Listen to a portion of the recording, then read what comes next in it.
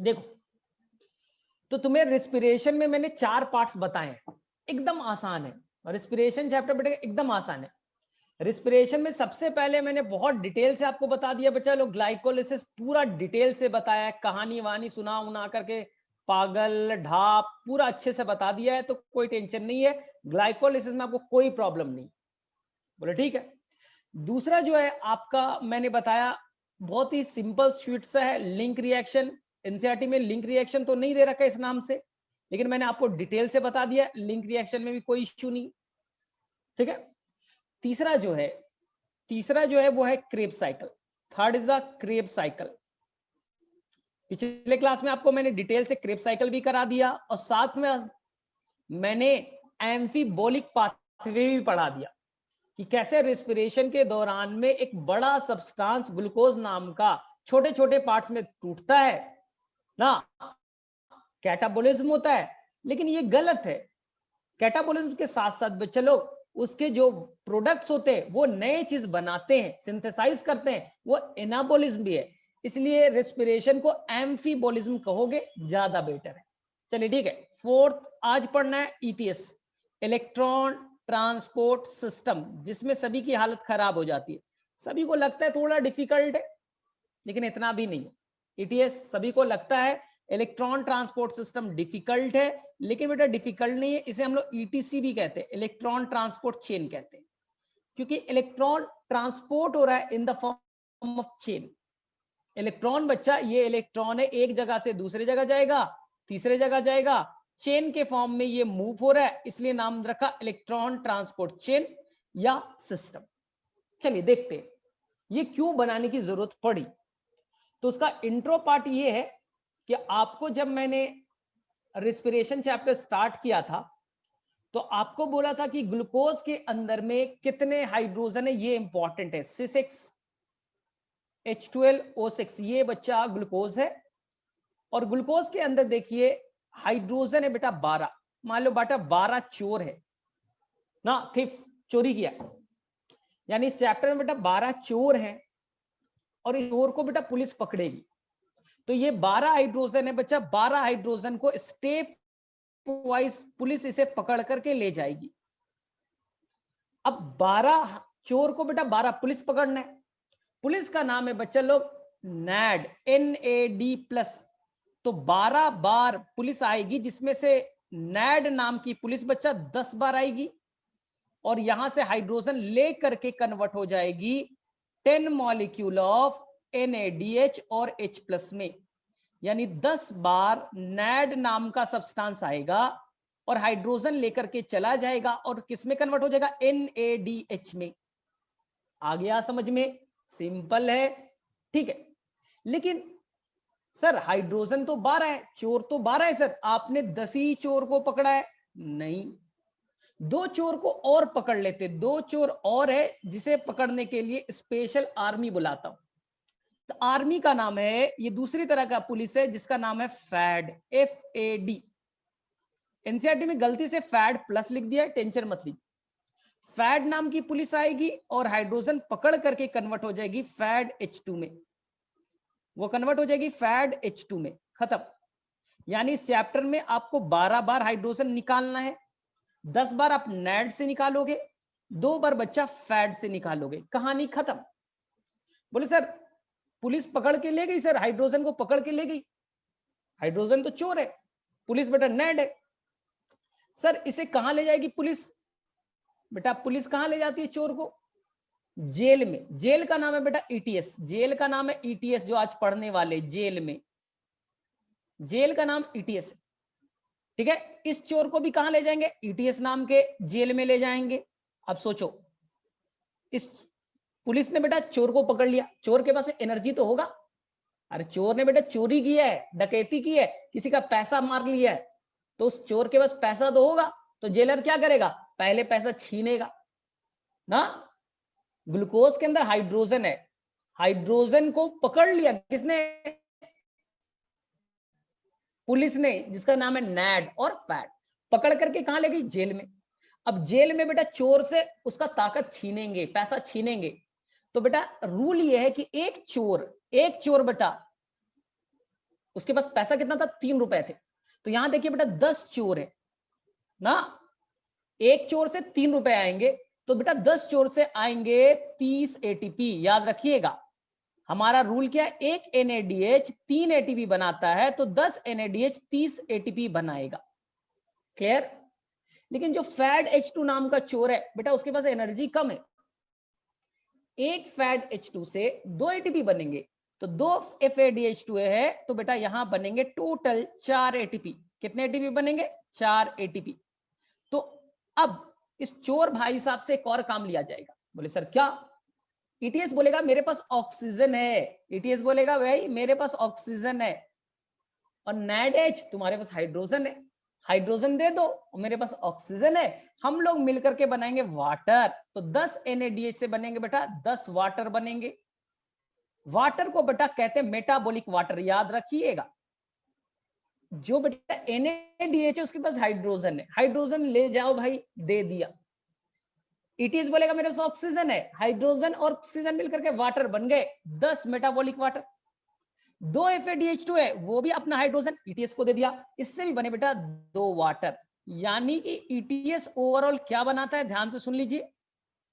ETS नाम का machine क्या करेगा, 10 NADH से 10 वाटर, 2 FADH2 से 2 वाटर, टोटल वाटर बनेंगे 12।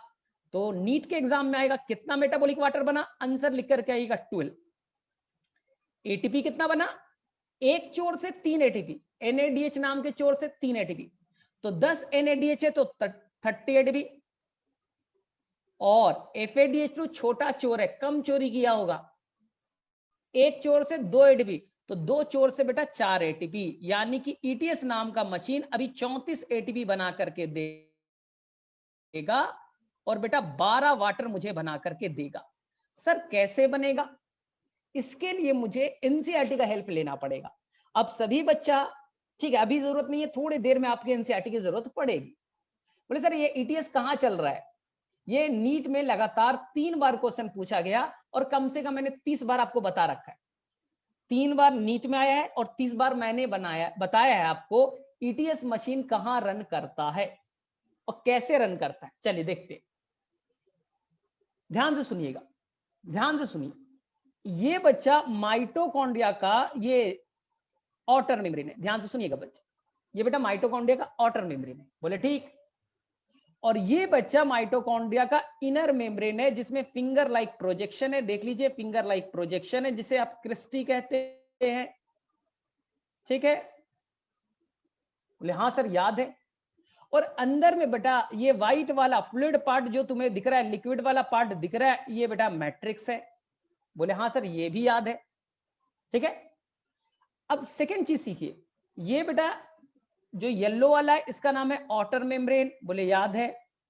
नीला वाला है बेटा इसका नाम है इनर मेम्ब्रेन, आप बोलोगे सर याद है। अंदर का फ्लूइड पार्ट मैट्रिक्स याद है। सर ये क्या है सर, जो सर खाली गैप दिख रहा है ये क्या है सर, ये बच्चा कहलाएगा इंटर मेम्ब्रेन स्पेस, दो मेम्ब्रेन के बीच का स्पेस, इंटर मेम्ब्रेन स्पेस, ठीक है। आउटर और इनर के बीच का गैप इंटर मेम्ब्रेन स्पेस, कहीं कहीं से आउटर चैम्बर भी कहते हैं। क्या कहेंगे बेटा, आउटर चैम्बर।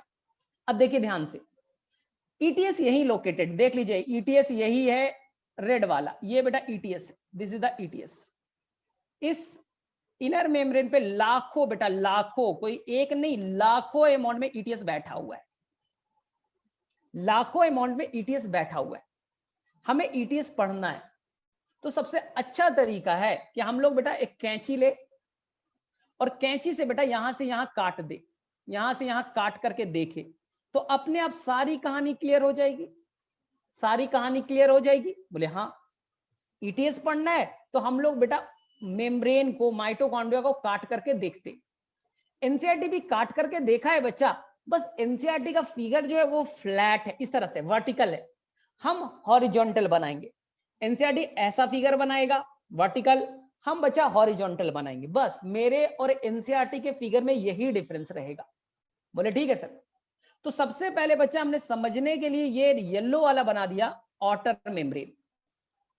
1 मिनट, ये हमने समझने के लिए सबसे पहले यहां बना दिया आउटर मेम्ब्रेन। ध्यान से सुनिए और एकदम आराम से बचे, एकदम रिलैक्स मोड से, ये आउटर मेम्ब्रेन हो गया येलो वाला। बोले ठीक है। अब नीला वाला बनाते हैं। नीला वाला है बेटा इनर मेम्ब्रेन, नीला वाला है इनर मेम्ब्रेन, ये इनर मेम्ब्रेन है। लेकिन इनर मेम्ब्रेन पे ईटीएस लोकेटेड है और उसे थोड़ा बड़ा कर देते हैं, इसलिए मैंने इनर मेम्ब्रेन को जानबूझ करके देखिए ना थोड़ा बड़ा कर दिया कि आप बच्चों को कोई कंफ्यूजन ना हो। इनर मेम्ब्रेन को मैंने बड़ा कर दिया कि कोई कंफ्यूजन, ये पूरा का पूरा इनर मेम्ब्रेन है, टेंशन मत लीजिए। ठीक। बोले सर उसके नीचे क्या है? इसके नीचे फ्लूइड वाला पार्ट है जिसका नाम मैट्रिक्स है।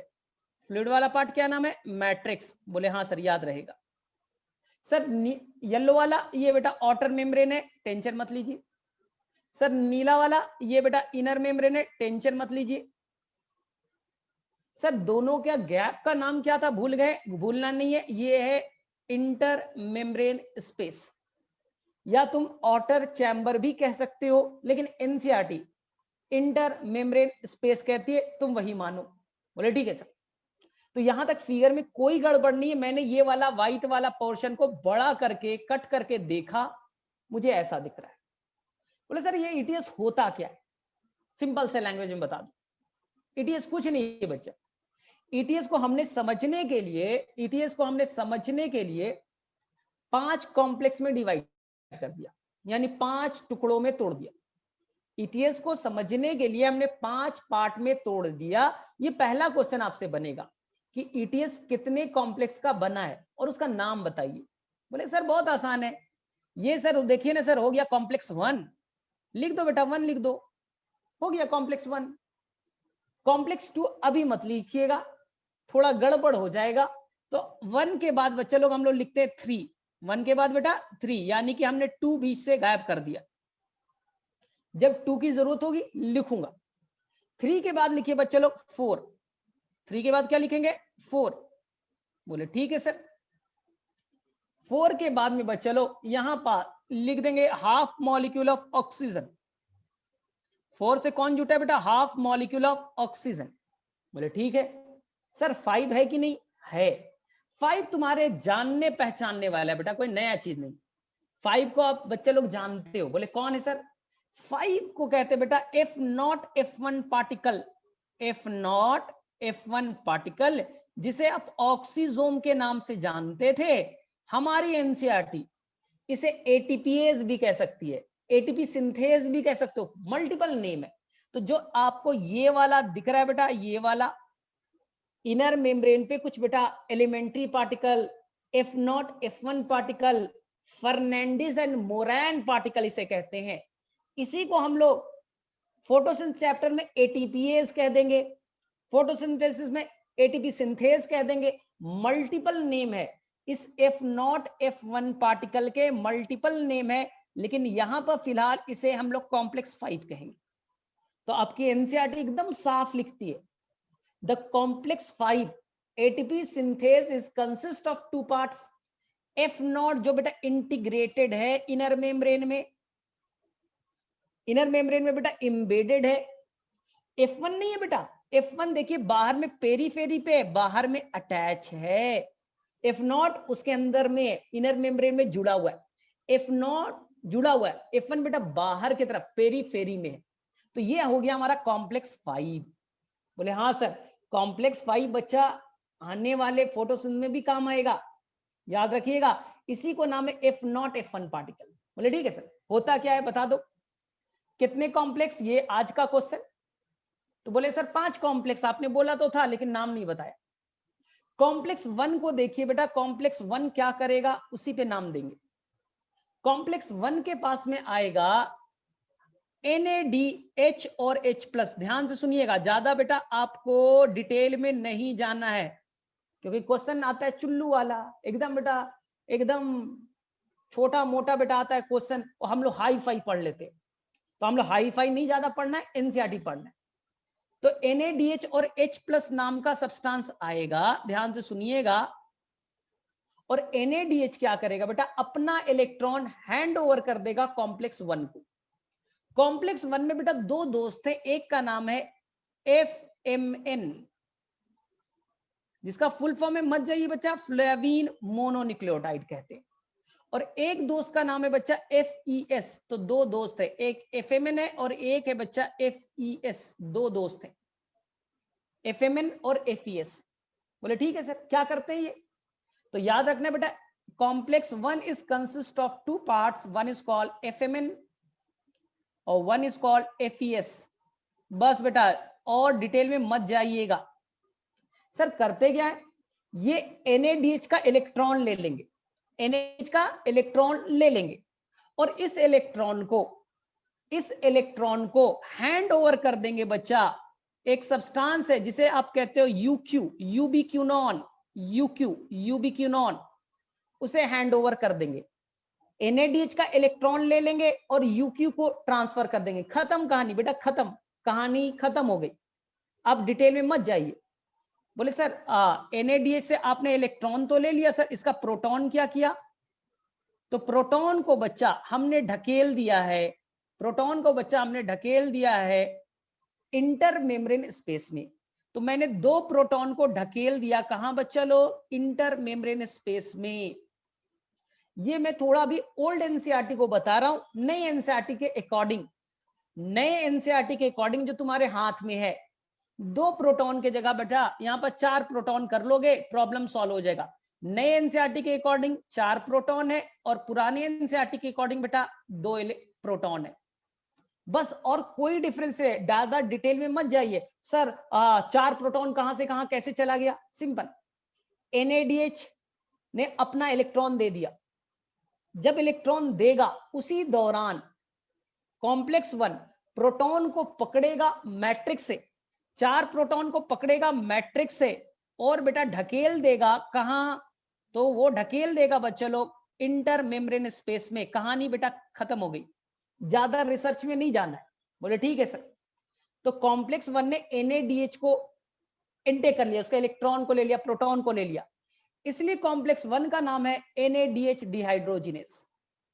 कॉम्प्लेक्स 1 का एनसीईआरटी ने नाम लिखा NADH डिहाइड्रोजिनेस। बोले याद रहेगा सर, कोई टेंशन नहीं है, NADH डिहाइड्रोजिनेस।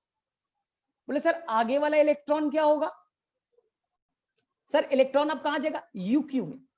UQ बेटा चल सकता है, मोबाइल है, याद रखिएगा बेटा, मोबाइल है, दो लोग मोबाइल है। बोले मोबाइल मतलब बेटा चलने वाला। एक बेटा UQ है और एक है बच्चा साइटोक्रोम C, जो कॉम्प्लेक्स 3 को कॉम्प्लेक्स 4 से जोड़ता है। ये एनसीईआरटी में बेटा स्टेटमेंट गिवन है, कॉम्प्लेक्स 3 को कॉम्प्लेक्स 4 में जोड़ेगा साइटोक्रोम C। वो बेटा मोबाइल है, देखिए ना, यहां से चला और साइटोक्रोम C यहां आ गया। तो दो लोग यहां मोबाइल कैरियर है, एक का नाम है UQ यूबिक्विनोन और एक का नाम है साइटोक्रोम C। एनसीईआरटी में बोलता है बेटा साइटोक्रोम C किधर लोकेटेड है। नीट में बेटा क्वेश्चन पूछा गया है, लेकिन एक जमाना था जब डिफिकल्ट क्वेश्चन आते थे। किधर लोकेटेड है? मैट्रिक्स के साइड या बेटा आउटर साइड? यानी कि देखिए बेटा इनर मेम्ब्रेन के मैट्रिक्स के तरफ है या बेटा वो इंटर मेम्ब्रेन स्पेस के तरफ है। तो आपको दिख रहा होगा बेटा ये जो साइटोक्रोम C है वो बाहर के साइड से जुटा है, इनर मेम्ब्रेन के आउटर साइड में, इनर साइड में नहीं है, outer side. Sir confusion create ना हो इसलिए देखिए, ऑक्सीजन बेटा नीचे की तरफ जुटा है, इनर मेम्ब्रेन के नीचे की तरफ है ऑक्सीजन, इनर मेम्ब्रेन के आउटर साइड में बेटा साइटोक्रोम C। ये थोड़ा याद रखिएगा क्योंकि नीट में ये क्वेश्चन बहुत जमाने पहले पूछा था। बोले ठीक है सर। तो मोबाइल कैरियर कौन है? दो, यूबिक्विनोन और साइटोक्रोम C। बोले ठीक है सर, याद रहेगा। सर अब क्या करना है? यूबिक्विनोन बेटा इलेक्ट्रॉन को पकड़ा, यूबिक्विनोन ने इलेक्ट्रॉन को बच्चा पकड़ लिया, लेकिन आपकी नई एनसीईआरटी कहती है कि इलेक्ट्रॉन को तो बेटा FES से ले लिया और ये यूबिक्विनोन बेटा चला, यूबिक्विनोन 2 इलेक्ट्रॉन लेके चला कॉम्प्लेक्स 3 की तरफ, लेकिन बच्चा मैट्रिक्स के तरफ से उसे 2 प्रोटॉन भी मिल जाएगा, मैट्रिक्स के तरफ से 2 प्रोटॉन भी मिल जाएगा। तो आप एनसीईआरटी में साफ साफ देख सकते हैं, एनसीईआरटी में बेटा साफ दिखेगा आपको, यूबिक्विनोन 2 इलेक्ट्रॉन पकड़ लिया कॉम्प्लेक्स 1 से और 2 प्रोटॉन बेटा मैट्रिक्स से। तो एनसीईआरटी बोलेगा इसका नाम रख देते हैं UQH2। क्या नाम रख देंगे बेटा? UQH2। एनसीईआरटी में देखिएगा, बोले हाँ सर। अब UQH2 क्या करेगा? तो वो बच्चा इलेक्ट्रॉन जो है कॉम्प्लेक्स 3 को दे देगा। बोले सर कॉम्प्लेक्स 3 में कौन है? कॉम्प्लेक्स 3 में दो दोस्त है। दोस्त नंबर 1 साइटोक्रोम बी। साइटोक्रोम कौन है? बी है। साइटोक्रोम बी है। बोले ठीक है। और एक दूसरा दोस्त है जिसका नाम है साइटोक्रोम C1। Cytochrome C1। तो दो दोस्त है बच्चे लोग, इसलिए कॉम्प्लेक्स 3 में देखिए, कॉम्प्लेक्स 3 में दो दोस्त हैं। क्या नाम है बेटा? उसका नाम है साइटोक्रोम बी और एक दोस्त का नाम है साइटोक्रोम C1। ठीक है, इसलिए एनसीईआरटी में इसका क्या नाम दिया है? बहुत ही आसान है, इसलिए एनसीईआरटी में इसका नाम दिया है कॉम्प्लेक्स 3 का नाम साइटोक्रोम BC1 कॉम्प्लेक्स। आ गया समझ में? बोले हाँ सर समझ में तो आ गया है। एनसीईआरटी में बेटा एक चेंजेस है, बी और C1 के बीच में बेटा फिर से पहुंच जाएगा FeS। जैसे ऊपर में था ना, उसी तरह से FeS वापस से आ जाएगा। दोनों के कॉम्प्लेक्स के बीच कौन आ जाएगा? FeS, iron sulphur complex. बोले ठीक है सर। सर यहां पर क्या होगा कॉम्प्लेक्स 3 में?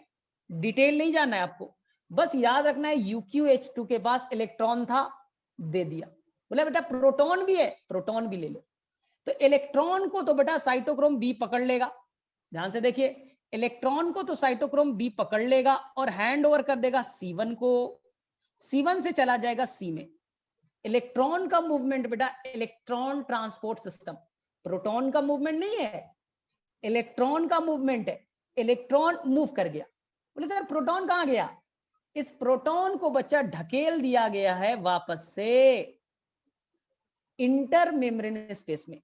पुरानी एनसीईआरटी 2 प्रोटॉन, लेकिन हमारे एनसीईआरटी नहीं है 4 प्रोटॉन कहता है। अब इसके डिटेल में मत जाइएगा सर 2 ही प्रोटॉन था 4 कैसे हो गया, इस डिटेल में मत फंसिए आप। एनसीईआरटी जो बोलता है बेटा मान लीजिए, अब मैं डिटेल करूंगा तो बड़ा कॉम्प्लेक्स हो जाएगा। बस ये मानिए कि जब UQ बेटा अपना इलेक्ट्रॉन डोनेट करता है, उस दौरान बच्चा प्रोटॉन एक से दूसरे जगह ट्रांसफर हो जाता है। कितने प्रोटॉन? 4 प्रोटॉन। यहां कितने प्रोटॉन? 4 प्रोटॉन। बस ये याद रखिए, इलेक्ट्रॉन जब जाने लगा तो प्रोटॉन को बेटा ढकेल दिया गया। ठीक है, अब बोलेंगे सर अब क्या होगा? इलेक्ट्रॉन किसके पास है? साइटोक्रोम C के पास। C बोलेगा अब मैं कॉम्प्लेक्स 4 को दे दूंगा। तो सर कॉम्प्लेक्स 4 में कौन है? हर कॉम्प्लेक्स में 2 दोस्त हैं, तो कॉम्प्लेक्स 4 में दोस्त का नाम है बच्चा लोग साइटोक्रोम A और साइटोक्रोम A3। साइटोक्रोम A और साइटोक्रोम A3 दो दोस्त है। साइटोक्रोम C से इलेक्ट्रॉन चला, कहां पहुंचा? A में। A से कहां पहुंचा? A3 में। आ गया समझ में? लेकिन बच्चा इतना आसान नहीं है, इसलिए कॉम्प्लेक्स 4 का नाम थोड़ा सा लिख दूं। कॉम्प्लेक्स 4 का नाम क्या है मेरे अकॉर्डिंग होना चाहिए? Cytochrome A3 complex. लेकिन आपकी एनसीईआरटी इसका एक और नाम देती है cytochrome C oxidase. Cytochrome C oxidase. अब ध्यान से सुनना, साइटोक्रोम C ऑक्सीडेज को सुनो पहले।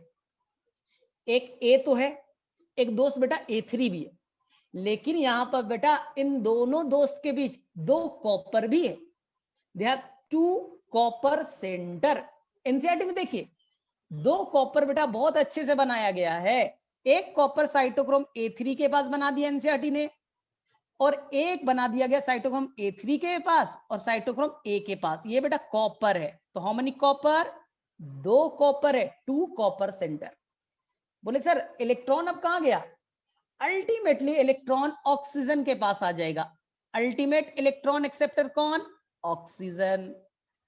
बोले सर कॉम्प्लेक्स 4 में क्या हुआ ये बता दो। जब बेटा इलेक्ट्रॉन एक से दूसरे जगह मूव करता है, साइटोक्रोम A था A3 में गया, इस दौरान बच्चा उस कॉम्प्लेक्स में चेंजेस आते हैं। इस चेंजेस के चलते 2 प्रोटॉन, याद रखना बेटा 4 प्रोटॉन मत कर दीजिएगा जोश में। जब कॉम्प्लेक्स काम करता है तो उसके अंदर एनर्जी जनरेट होता है। इस एनर्जी के हेल्प से वो कॉम्प्लेक्स रोटेट करता है और रोटेट करके 2 प्रोटॉन को खींच करके डाल देता है कहां, इंटर मेम्ब्रेन स्पेस में। अब मुझे बताइए, अब ध्यान से बेटा, नई एनसीईआरटी के अकॉर्डिंग कॉम्प्लेक्स 1 ने 4 प्रोटॉन को ढकेला, कॉम्प्लेक्स 3 ने 4 प्रोटॉन को ढकेला और कॉम्प्लेक्स 4 ने 2 प्रोटॉन को बाहर की तरफ ढकेल दिया है। एनसीईआरटी यही कहती है। बोले ठीक है, लेकिन सर मेरा ऑक्सीजन कहां, इलेक्ट्रॉन कहां गया? ये नीट में क्वेश्चन आएगा, सर इलेक्ट्रॉन गया कहां? तो टर्मिनल इलेक्ट्रॉन एक्सेप्टर, लास्ट में इलेक्ट्रॉन ऑक्सीजन को मिल जाएगा। किसे मिल जाएगा बेटा? Last terminal electron acceptor cytochrome A3 होते हुए कहां पहुंचा? ऑक्सीजन के पास। और ऑक्सीजन को इलेक्ट्रॉन मिल गया और ऑक्सीजन भाई साहब 2 प्रोटॉन पकड़ेगा मैट्रिक्स से, 2 इलेक्ट्रॉन 2 प्रोटॉन, और ये बेटा हाफ मॉलिक्यूल ऑफ ऑक्सीजन एक वाटर में कन्वर्ट हो जाएगा। तो terminal electron acceptor oxygen, terminal proton acceptor, proton भी बेटा अल्टीमेटली किससे जुड़ गए? ऑक्सीजन से। तो हाइड्रोजन एक्सेप्टर कौन हुआ? इलेक्ट्रॉन और प्रोटॉन। NADH में इलेक्ट्रॉन था, प्रोटॉन थे, अल्टीमेटली इलेक्ट्रॉन प्रोटॉन जुड़ के हाइड्रोजन बने। तो हाइड्रोजन को किसने पकड़ा? ऑक्सीजन ने, और बना दिया बेटा वाटर। चलिए अब फटाफट बचा एनसीईआरटी अपना निकालिए तो देखें। चलो फटाफट बताओ किसे किसे यहां तक समझ में आया। पहले एक बार हैंड रेस कर दो, पहले यहां तक थोड़ा हैंड रेस कर दो कि मुझे थोड़ा सा पता चले।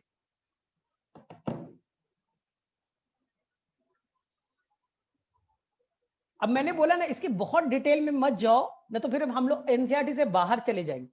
और क्वेश्चन बेटा आता है क्या, चुल्लू वाला, इलेक्ट्रॉन ट्रांसपोर्ट सिस्टम कहां लोकेटेड होता है? हमने इतना डिटेल पढ़ लिया, और डिटेल करा दूंगा कोई फायदा नहीं, कोई फायदा नहीं बच, इसलिए कंट्रोवर्सी में ना फंसे। ठीक है, चलो यहां देखो, अब इसी फिगर को एक बार और बना देता हूं कि हमेशा के लिए तुम्हारे दिमाग में बेटा सेट हो जाए। चलो बना देता हूं, एक बार और फिगर तो बनाना पड़ेगा ना।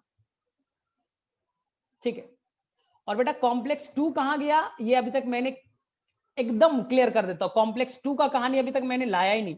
इस मूवी में 2 एक्टर है बेटा, अभी कॉम्प्लेक्स 2 नाम का जो एक्टर है वो आया ही नहीं मूवी में, तो सोचिएगा मत अभी कॉम्प्लेक्स 2 कहां है, अभी नहीं आया है, जब आएगा डिस्कस करूंगा। ठीक है, चलिए वापस से देखिए, मैंने बोला बेटा ये माइटोकॉन्ड्रिया का आउटर मेम्ब्रेन है, बोले हाँ सर डन। ठीक, ये सर माइटोकॉन्ड्रिया का इनर मेम्ब्रेन है, जिसे आप क्रिस्टी भी कहते हैं, बोले ठीक है सर ये भी डन। ठीक है, हमने क्या किया था, इस फिगर को बनाने के लिए यहां से यहां कट कर लिया था। 1 मिनट, मैंने यहां से यहां कट करके देखा था। तो सबसे पहले आपको मैंने बताया था कि ये हो गया आपका आउटर मेम्ब्रेन, डन। फिर मैंने आपको बताया था ये हो गया आपका इनर मेम्ब्रेन, यहां ETS लोकेटेड है, इसलिए मैंने थोड़ा साफ सुथरा बड़ा बनाया, एनसीईआरटी ने भी बड़ा बनाया है। ये मैंने बना दिया कॉम्प्लेक्स 1। ठीक, ये मैंने बना दिया कॉम्प्लेक्स 3। ठीक, ये मैंने बना दिया कॉम्प्लेक्स 4। और कॉम्प्लेक्स 4 के एक साइड, कॉम्प्लेक्स 4 के एक साइड बच्चा नीचे की तरफ ऑक्सीजन होगा और ऊपर बच्चा साइटोक्रोम C होगा। ये रूल है, ऊपर की तरफ साइटोक्रोम C। ठीक, और लास्ट कॉम्प्लेक्स 5 जो है वो ये, दिस इज द कॉम्प्लेक्स 5। ठीक, जो F0 F1 पार्टिकल के नाम से जाना जाता है, एलिमेंट्री पार्टिकल के नाम से जाना जाता है, इसी को ATPase कह सकते हो, इसी को ATP सिंथेस कह सकते हो, क्योंकि ATP बनाता है, ATP बनाता है तो ATPase कहो, ATP सिंथेस कहो, सब कुछ चलेगा। ठीक है सर, क्या हुआ बताइए फटाफट। सबसे पहले NADH आएगा, NADH आएगा, आया NADH, उसने अपना इलेक्ट्रॉन और प्रोटॉन दे दिया, हैंड ओवर कर दिया कॉम्प्लेक्स 1 को। कॉम्प्लेक्स 1 में 2 दोस्त थे, एक का नाम है FMN और एक का नाम है APS। बस बच्चा जो एनसीईआरटी लिखता है बस फॉलो कीजिए, ज्यादा दिमाग मत लगाइए। इलेक्ट्रॉन पकड़ा, एफईएस भाई साहब इस इलेक्ट्रॉन को हैंड ओवर कर देगा यूक्यू को। लेकिन इस दौरान जो प्रोटॉन है बच्चा, वो प्रोटॉन जो है वो मूव कर जाएगा, 4 प्रोटॉन मूव कर जाएगा। इलेक्ट्रॉन के मूवमेंट से एनर्जी जनरेट होता है। इलेक्ट्रॉन के मूवमेंट से, बेटा ध्यान से सुनिएगा, जब इलेक्ट्रॉन मैंने पकड़ा, मेरा रिडक्शन हुआ, फिर मैं बच्चा आपको दे दूंगा, मेरा ऑक्सीडेशन होगा। तो मेरा एक बार रिडक्शन हो रहा है, एक बार ऑक्सीडेशन हो रहा है, इस दौरान एनर्जी निकलता है। इसी एनर्जी को यूज करके मैं बेटा 4 प्रोटॉन बाहर ढकेल पाता हूं। कॉम्प्लेक्स 1 से 4 प्रोटॉन ढकेल दिया, बोले ठीक। यूक्यू बेटा पकड़ा, ठीक है। यूक्यू क्या करेगा, अब चला बेटा इलेक्ट्रॉन लेकर के, 2 इलेक्ट्रॉन लेकर के, लेकिन रास्ते में से 2 प्रोटॉन भी मिल गया, रास्ते में बेटा 2 प्रोटॉन भी मिल गया मैट्रिक्स से, तो ये बन गया बेटा UQH2। ठीक। अब UQH2 दे देगा साइटोक्रोम बी को, बी भाई साहब दे देगा C1 को, लेकिन C1 से पहले यहां पर बच्चा इंटरमीडिएट एक है जिसका नाम है एफईएस, जिसका नाम है बेटा आयरन सल्फर कॉम्प्लेक्स।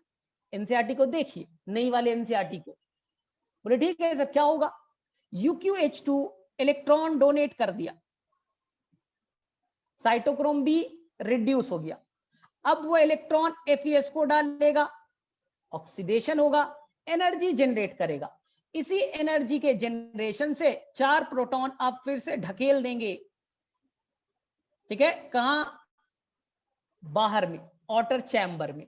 अब बैलेंस में मत जाइएगा सर, ऐसे हो गया। एनसीईआरटी ने जो फिगर बनाया बेटा थोड़ा फॉलो कीजिए, ठीक है। अब क्या होगा सर, साइटोक्रोम C1 दे देगा साइटोक्रोम C को, मोबाइल कैरियर है, चलो बेटा चलो, 2 इलेक्ट्रॉन लेकर के चलो, पहुंच गया कहां, साइटोक्रोम C कॉम्प्लेक्स 4 के पास। उसने इलेक्ट्रॉन कॉम्प्लेक्स 4 को दे दिया, कॉम्प्लेक्स 4 में साइटोक्रोम A है, इलेक्ट्रॉन लिया, A से कहां गया बेटा A3 में, A से कहां गया A3 में, और A3 से इलेक्ट्रॉन चला गया ऑक्सीजन के पास। लेकिन यहां पर बेटा एक थोड़ा सा झोल है, एक ट्विस्ट है। ये जो इलेक्ट्रॉन जाएगा, यानी कि कॉम्प्लेक्स 4 जो बनेगा, उसमें बेटा 2 जगह कॉपर भी इन्वॉल्व होगा। एक कॉपर यहां एनसीईआरटी ने बनाया और एक कॉपर बच्चा यहां पास बनाया। They have the 2 copper centre, according to new NCERT they have the 2 copper centre. एक बेटा साइटोक्रोम C से A में जैसे ही इंटर किया वहां कॉपर है, A3 से जैसे ही ऑक्सीजन में जाएगा बेटा वहां कॉपर है, दे हैव 2 कॉपर सेंटर। हो गया, तो अल्टीमेटली इलेक्ट्रॉन कहां चला गया, ऑक्सीजन के पास। आ गया समझ में। लेकिन वही बेटा, जब इलेक्ट्रॉन एक से जगह दूसरे जगह डोनेट होता है तो एनर्जी जनरेट होता है, और इसी एनर्जी के जनरेशन से 4 प्रोटॉन फिर से, 4 नहीं बेटा 2 प्रोटॉन ढकेल देते हैं यहां। तो कॉम्प्लेक्स 4 से बच्चा 2 प्रोटॉन, ठीक है। ये सब प्रोटॉन कहां से गया है, तो अल्टीमेटली ये प्रोटॉन गए बेटा मैट्रिक्स से। अल्टीमेटली ये प्रोटॉन कहां से गए, मैट्रिक्स से, मैट्रिक्स से। अब मेरे में से आप बच्चों को क्लियर होगा।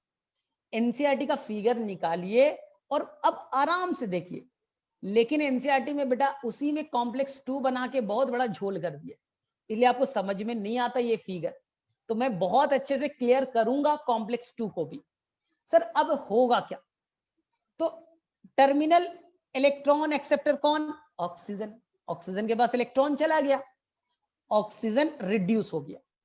वो अब मैट्रिक्स से पकड़ेगा 2 प्रोटॉन और खुद को कन्वर्ट कर लेगा वाटर में, खुद को कन्वर्ट कर लिया वाटर में। चलिए सर एटीपी कहां बना, तुम्हारा मेन कंसर्न क्या है, सर एटीपी कहां बना, एटीपी तो बन ही नहीं रहा है। तो एटीपी बनने के लिए बच्चा आपको एक मैकेनिज्म पढ़ाऊंगा, ओपी, ऑक्सीडेटिव फॉस्फोराइलेशन। अभी ईटीएस चल रहा है, अभी बेटा ईटीएस चला, NADH से इलेक्ट्रॉन घूमते घूमते घूमते घूमते कहां पहुंचा, वो पहुंच गया बेटा ऑक्सीजन के पास। Terminal electron acceptor oxygen, terminal hydrogen acceptor oxygen. चलिए सर एटीपी नहीं बना, हाँ नहीं बना मुझे मालूम, एटीपी कैसे बनेगा, ध्यान से देखिए, एटीपी बनना बहुत आसान है। ईटीएस चलाने का एक ही मकसद था, आप अगला चैप्टर पढ़ने वाले हो फोटोसिंथेसिस। ईटीएस बेटा चलाने का एक ही मकसद है, ध्यान से देखना, हम फोटोसिंथेसिस में भी बेटा ईटीएस चलाएंगे। सर ईटीएस चलाने का क्या फायदा है, तुम्हारे लिए एक लाइन में फायदा है। ईटीएस चलाने का एक ही फायदा है कि ईटीएस क्या करता है, प्रोटॉन को खींचता है बेटा, प्रोटॉन को फोटोसिंथेसिस चैप्टर में बेटा फोटोन को खींचेगा, यहां से ये प्रोटॉन बाहर थे, ये बेटा प्रोटॉन अंदर आ गया। ईटीएस चलाने का बस यही फायदा है, यानी कि जो प्रोटॉन मैट्रिक्स में थे उसे ढकेल करके बेटा ढकेल करके लेते आया ऑटर चैम्बर में, बस बच्चा। ईटीएस का एक ही फायदा और कोई फायदा नहीं, प्रोटॉन को एक जगह से पकड़ो और दूसरी जगह ढकेल दो। बोले सर एनर्जी कहां से आया, बोले इलेक्ट्रॉन जब एक से दूसरी जगह मूव करता है, जब ऑक्सीडेशन होता है फिर रिडक्शन होता है, उस दौरान एनर्जी निकलता है, इसलिए इस प्रोसेस का नाम है ऑक्सीडेटिव फॉस्फोराइलेशन। ऑक्सीडेशन रिडक्शन के दौरान एनर्जी जनरेट होता है, जिससे आप प्रोटॉन को एक से दूसरी जगह ढकेल देते हो, तो प्रोटॉन का अमाउंट बाहर की तरफ बढ़ जाएगा। ये चैम्बर में इंटर मेम्ब्रेन स्पेस में देखो ना, प्रोटॉन ज्यादा हो गए, 4 4 8 2 10 हो गए, प्रोटॉन ज्यादा हो गया, और मैट्रिक्स में घट गए। इसी को एनसीईआरटी वर्ड बोलता है प्रोटॉन ग्रेडियंट। इसी को एनसीईआरटी आपकी क्या बोलती है, प्रोटॉन ग्रेडियंट। आ गया समझ में। प्रोटॉन पे कैसा चार्ज, बोले सर प्रोटॉन पे प्लस चार्ज।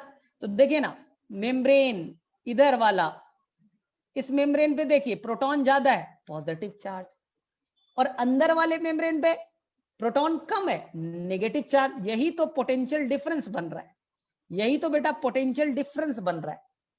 और देखिए प्रोटॉन बाहर में ज्यादा है तो पीएच इधर क्या हो जाएगा, प्रोटॉन इधर बेटा ज्यादा है तो पीएच घट गया, केमिस्ट्री अप्लाई कीजिए। और मैट्रिक्स में पीएच क्या है, मैट्रिक्स में प्रोटॉन कम है तो पीएच ज्यादा होगा। पीएच का डिफरेंस आपने बनाया, बोले हाँ। अब फिजिक्स लगाइए, प्रोटॉन बाहर ज्यादा है तो बाहर पॉजिटिव, प्रोटॉन अंदर कम है यानी नेगेटिव। इसी को एनसीईआरटी कहेगा बेटा इलेक्ट्रोकेमिकल ग्रेडियंट। इलेक्ट्रो मतलब पोटेंशियल डिफरेंस, केमिकल मतलब पीएच का डिफरेंस, ग्रेडियंट का मतलब डिफरेंस। ग्रेडियंट का मतलब डिफरेंस। तुम्हारे पास 1 लाख रुपए और मेरे पास बेटा 1000 रुपए, मैंने क्या बनाया बेटा, मनी ग्रेडियंट। बैंक में ज्यादा पैसा, तुम्हारे घर में कम पैसा, मनी ग्रेडियंट।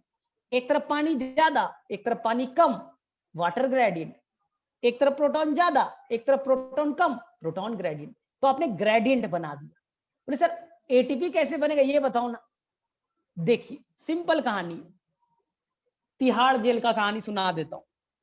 तिहाड़ जेल में देखो क्या हुआ, तिहाड़ जेल में हुआ क्या बच्चा कि यहां पर देखो 1 2 3 पुलिस वाले, तिहाड़ जेल में बेटा 3 पुलिस वाले। बोले ठीक, और तुम बेटा प्रोटॉन हो, तुमने चोरी चमारी किया, डकैती किया, मर्डर किया, तो पुलिस ने बेटा तुम्हें पकड़ा शहर से और ले जाके बेटा यहां जेल में ऑटर मेम्ब्रेन में, ऑटर चैम्बर में बेटा पटक दिया।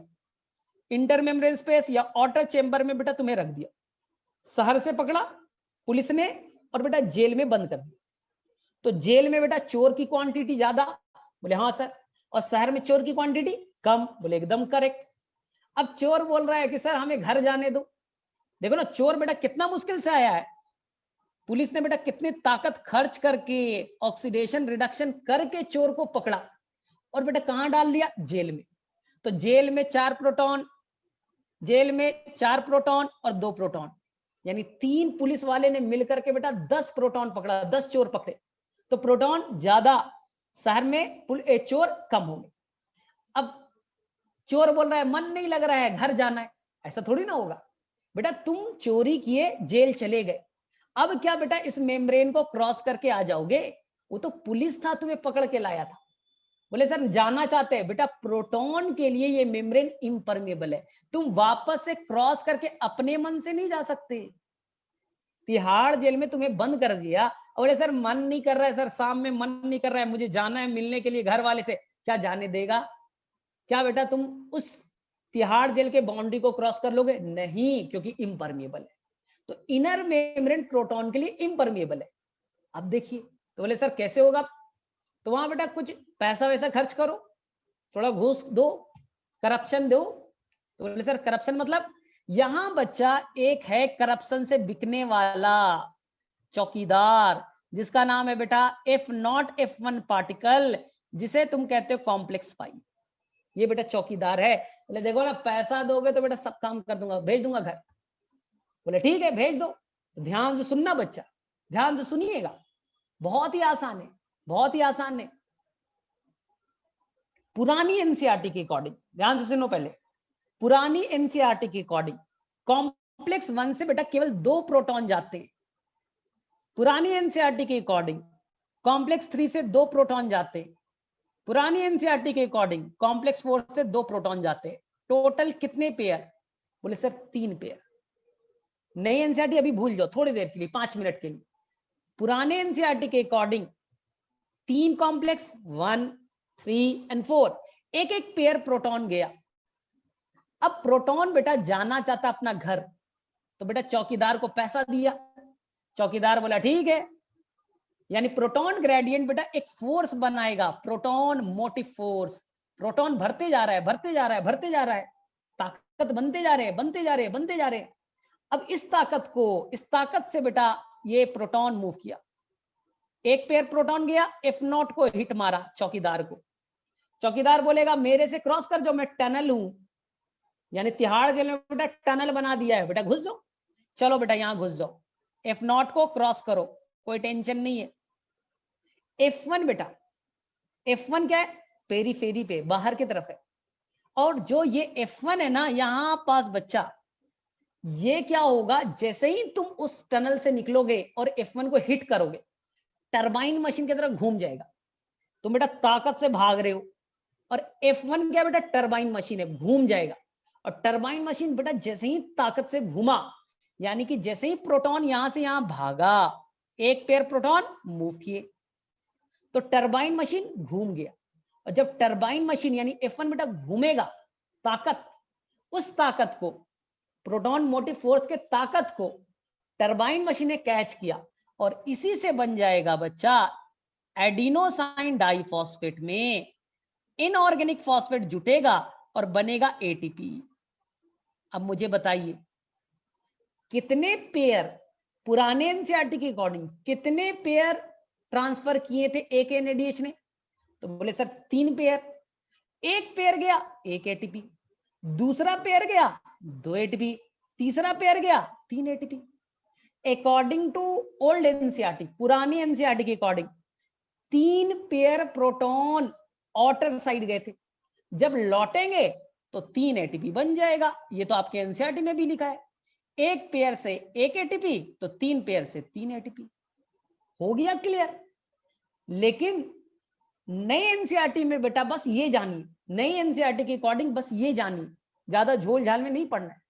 नई एनसीईआरटी के अकॉर्डिंग जानिए एटीपी 3 ही बनेगा, एनसीईआरटी ने 3 ही एटीपी बनाया, बस मत पढ़िए उसमें ना। जब आप एमबीबीएस में जाइएगा फर्स्ट ईयर तो सिखाया जाएगा, जो मैं अभी यहां भी सिखा दूंगा, टेंशन मत लीजिए।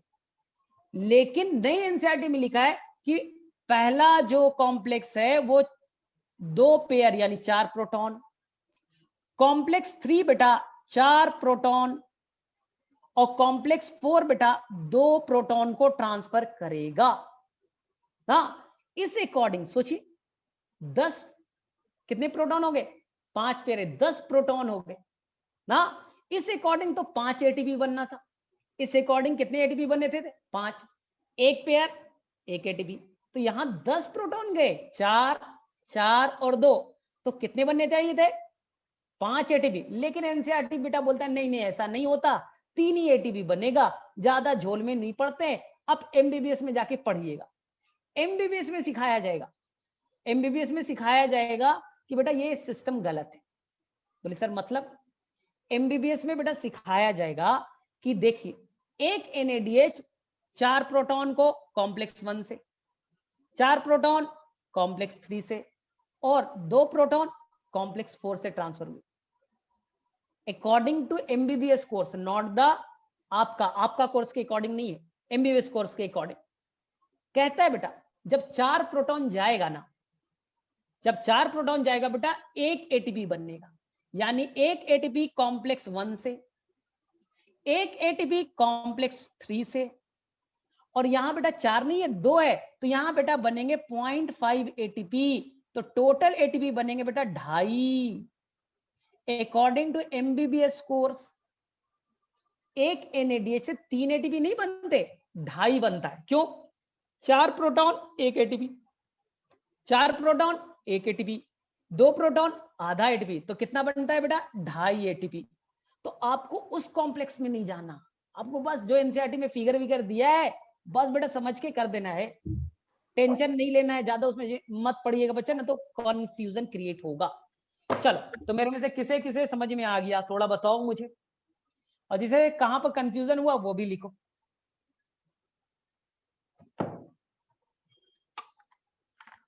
तो एमबीबीएस का भी मैं अभी बता दे रहा हूं, अगले साल जाना है कि नहीं जाना है?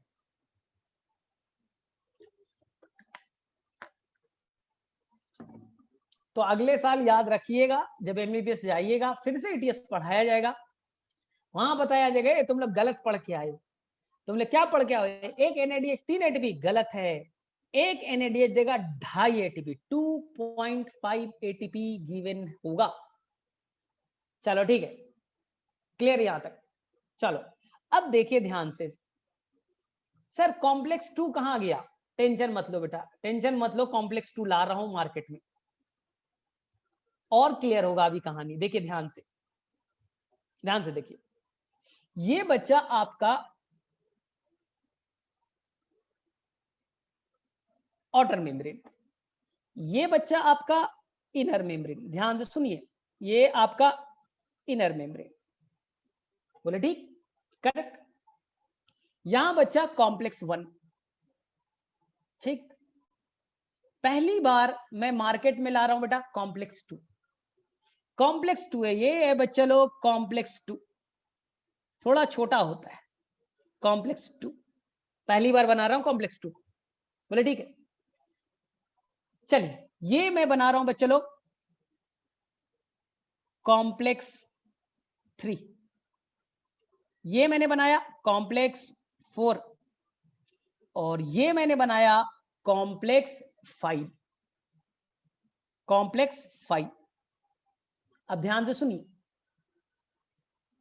याद करो बच्चा, आपको मैंने बताया था क्रेब साइकिल के 10 स्टेप होते, उसमें बच्चा एक जगह ऐसा होता था जहां पास सक्सिनिक एसिड फ्यूमेरिक एसिड में कन्वर्ट होता था, याद कीजिए, सक्सिनिक एसिड फ्यूमेरिक एसिड में कन्वर्ट होता था, तो वो बच्चा नैड नहीं बनाता था, वो बेटा फैड बनाता था, याद कीजिए FADH2 बनाता था।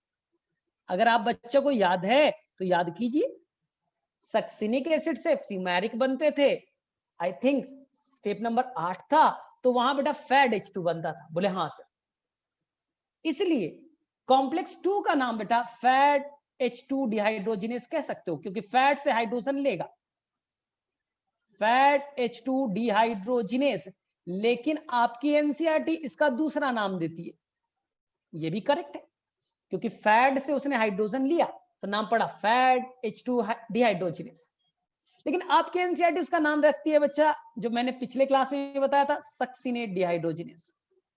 याद कीजिए मैंने आपको क्रेब साइकिल में क्या बताया था, क्रेब साइकिल के सारे एंजाइम मैट्रिक्स में होते हैं एक्सेप्ट सक्सिनेट डिहाइड्रोजिनेज, जिसे आपकी एनसीईआरटी कॉम्प्लेक्स 2 कहती है, जिसे आपकी एनसीईआरटी कहती है complex 2, this is the complex 2।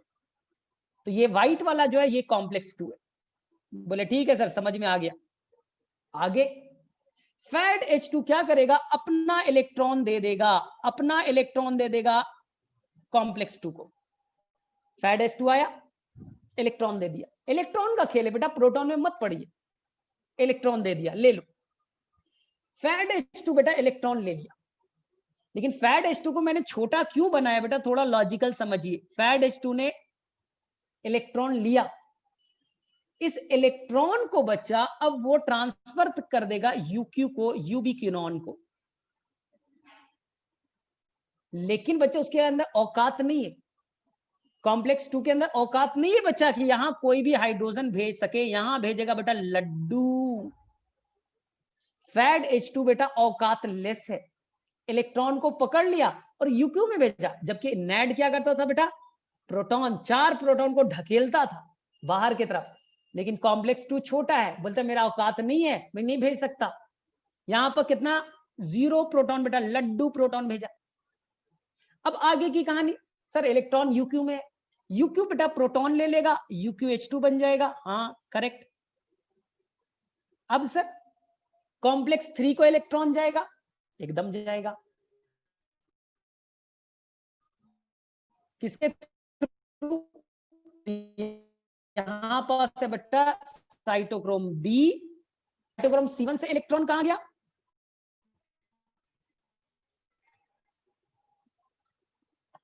थोड़ा सा आवाज लैग करेगा,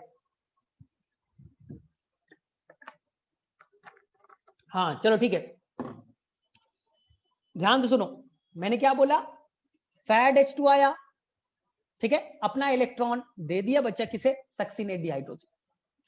अब सक्सिनेट डिहाइड्रोजनस क्या करेगा, कॉम्प्लेक्स 2 क्या करेगा, कॉम्प्लेक्स 2 क्या करेगा, उसने इलेक्ट्रॉन को पकड़ा और बेटा यूक्यू को डाला, प्रोटॉन बेटा 0 भेजा, कोई काम नहीं कर सकता।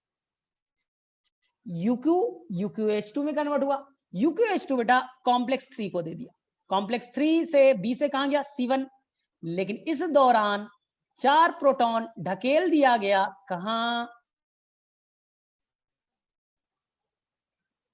आउटर मेम्ब्रेन पे, ठीक है, चैम्बर में बचे। अब यहां पास आया साइटोक्रोम C, वो कहां देगा, ए को, ए किसे देगा, A3 को, और यहां पर 2 बच्चा नन्ना मुन्ना कौन है, कॉपर सेंटर, 2 कॉपर सेंटर, और वहां से कहां चला गया, ऑक्सीजन को, ऑक्सीजन इलेक्ट्रॉन लेगा, प्रोटॉन लेगा, वाटर बन गया। ईमानदारी से बताइएगा, अगर बच्चा ये FADH2 से ये कहानी अगर रन करेगी, मुझे बताइए, क्या बेटा कॉम्प्लेक्स 1 पार्टिसिपेट किया, क्या बेटा कॉम्प्लेक्स 1 यहां पार्टिसिपेट कर रहा है, बोले सर नो, सर मैंने कॉम्प्लेक्स 1 तो पार्टिसिपेट ही नहीं कर रहा है। अब मुझे बताइए कितने बेटा प्रोटॉन ट्रांसफर हुए, कॉम्प्लेक्स 4 से बेटा 2 ना, according to old NCERT, according to old NCERT complex 3 बेटा 2 प्रोटॉन, कॉम्प्लेक्स 4 बच्चा 2 प्रोटॉन। जब ये वापस लौटेंगे, जब बेटा ये वापस लौटेंगे, एक पेयर लौटा 1 एटीपी, ये दूसरा पेयर लौटा 2 एटीपी, कितने एटीपी बने, 2, क्योंकि कॉम्प्लेक्स 1 मिस हो गया। आया समझ में। लेकिन नया एनसीईआरटी आपका एमबीबीएस कोर्स, आपका एमबीबीएस कोर्स के अकॉर्डिंग, यहां देखिए एमबीबीएस स्कोर में कितना होगा, कॉम्प्लेक्स 3 भेजेगा 4 प्रोटॉन, कॉम्प्लेक्स 4 भेजेगा 2 प्रोटॉन, तो एमबीबीएस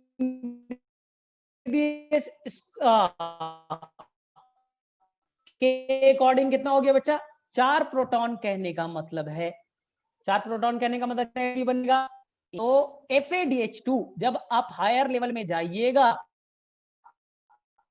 तो एक FADH2 से बनेंगे केवल 1.5 एटीपी, 1.5 एटीपी। लेकिन तुम्हारे लेवल पे इतने डिटेल नहीं कर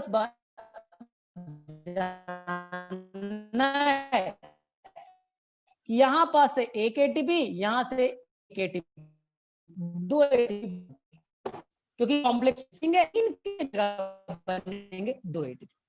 चलो किसे किसे क्लियर हो गया, किसे किसे ये क्लियर होगी, 2 क्यों जाता है, ये ध्यान से सीखना है समझ में, या ऊपर से बाउंस किया तुम लोगों को, तुम लोग थोड़ी देर में तो रोने भी तो लगते हो।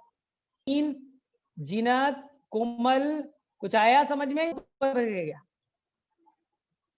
ठीक है, सिंपल कहानी ना।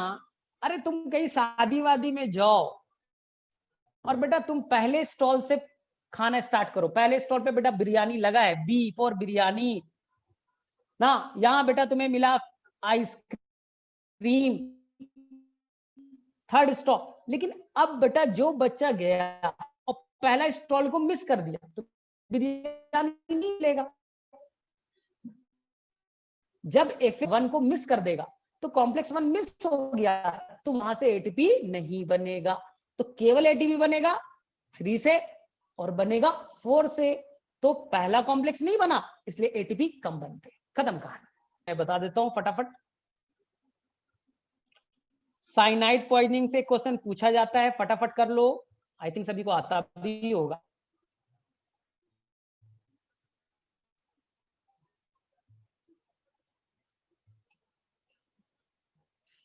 कॉपर क्या करता है देखो, अल्टीमेट इलेक्ट्रॉन एक्सेप्टर कौन है? जब तुम पढ़ोगे ना ध्यान से देखना,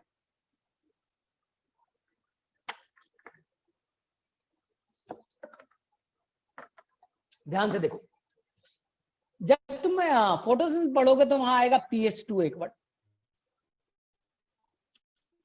वर्ड आएगा PS1। ध्यान से देखो, यहां से इलेक्ट्रॉन चला, इलेक्ट्रॉन चला चला चला, PS1 को कौन देता है? तो याद करो, एक इलेक्ट्रॉन डोनेट करेगा, अल्टीमेट इलेक्ट्रॉन डोनेट करेगा। उस अल्टीमेट इलेक्ट्रॉन डोनेट जो करता, वो जब भी डोनेट करेगा कॉपर के हेल्प से ही करेगा। तो यहां देखिए NADH का इलेक्ट्रॉन 1 में, 1 से 3 में, 3 से 4 में ना, तो 4 में बेटा कौन है? Cytochrome A3। A3 डायरेक्टली नहीं दे सकता, A3 बोलता है नहीं नहीं मैं नहीं दे सकता, मैं दूंगा कॉपर को, और कॉपर बेटा लास्ट में देगा ऑक्सीजन को। तो जब भी आप टर्मिनल सबसे लास्ट जो इलेक्ट्रॉन जो बेटा दिया जाता है, जहां पर इलेक्ट्रॉन खत्म हो जाएगा, वो बेटा कॉपर के थ्रू आप डोनेट करेंगे। चलिए ठीक है, एक याद रखिएगा। चलिए सेकेंड चीज, एक क्वेश्चन आएगा साइटोक्रोम को अरेंज कीजिए। ETS में इलेक्ट्रॉन ट्रांसपोर्ट सिस्टम में आप साइटोक्रोम को अरेंज कीजिए। तो आपका आंसर साइटोक्रोम C और साइटोक्रोम A3। आप ये सीक्वेंस बेटा रट्टा मार लो, बहुत काम आने वाला है। साइटोक्रोम बेटा अपने मन से नहीं, कहीं पे D डाल दिया, कहीं पर C डाल दिया, नहीं, फिक्स है। ये हो गया बेटा कॉम्प्लेक्स 3, ये हो गया कॉम्प्लेक्स 4, और ये तो मोबाइल कैरियर।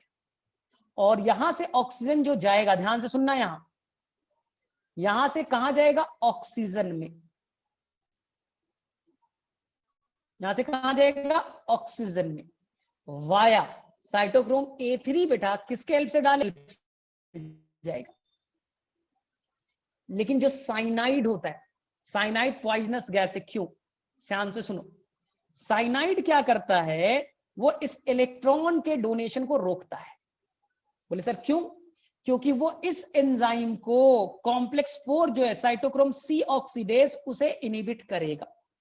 जो कॉम्प्लेक्स 4 है साइटोक्रोम C ऑक्सीडेज, उसको जकड़ लेता है, रोक देता है ना, उसे क्या करता है? इनहिबिट करता है। अगर साइटोक्रोम C ऑक्सीडेज इनहिबिट हो गया तो वो अपने इलेक्ट्रॉन को ऑक्सीजन तक नहीं भेज पाएगा।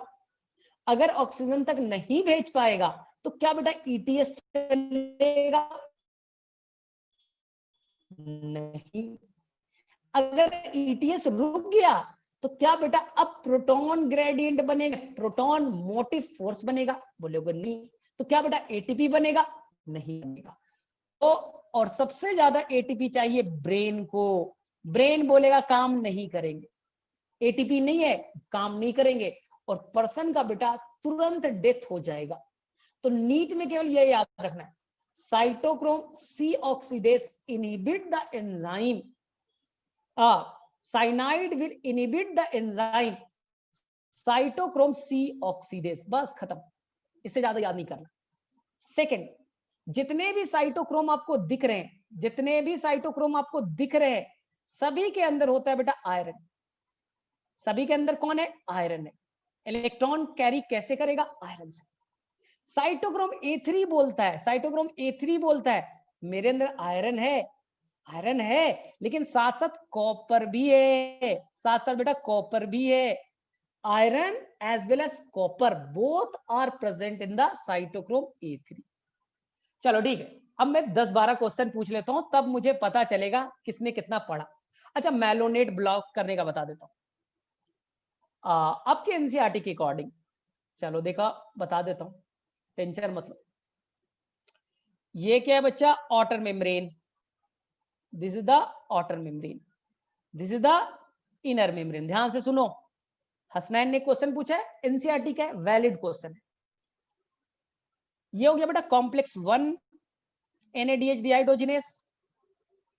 ये हो गया बेटा complex 2 succinate dehydrogenase, complex 3, complex 4 और ये बेटा कॉम्प्लेक्स 5।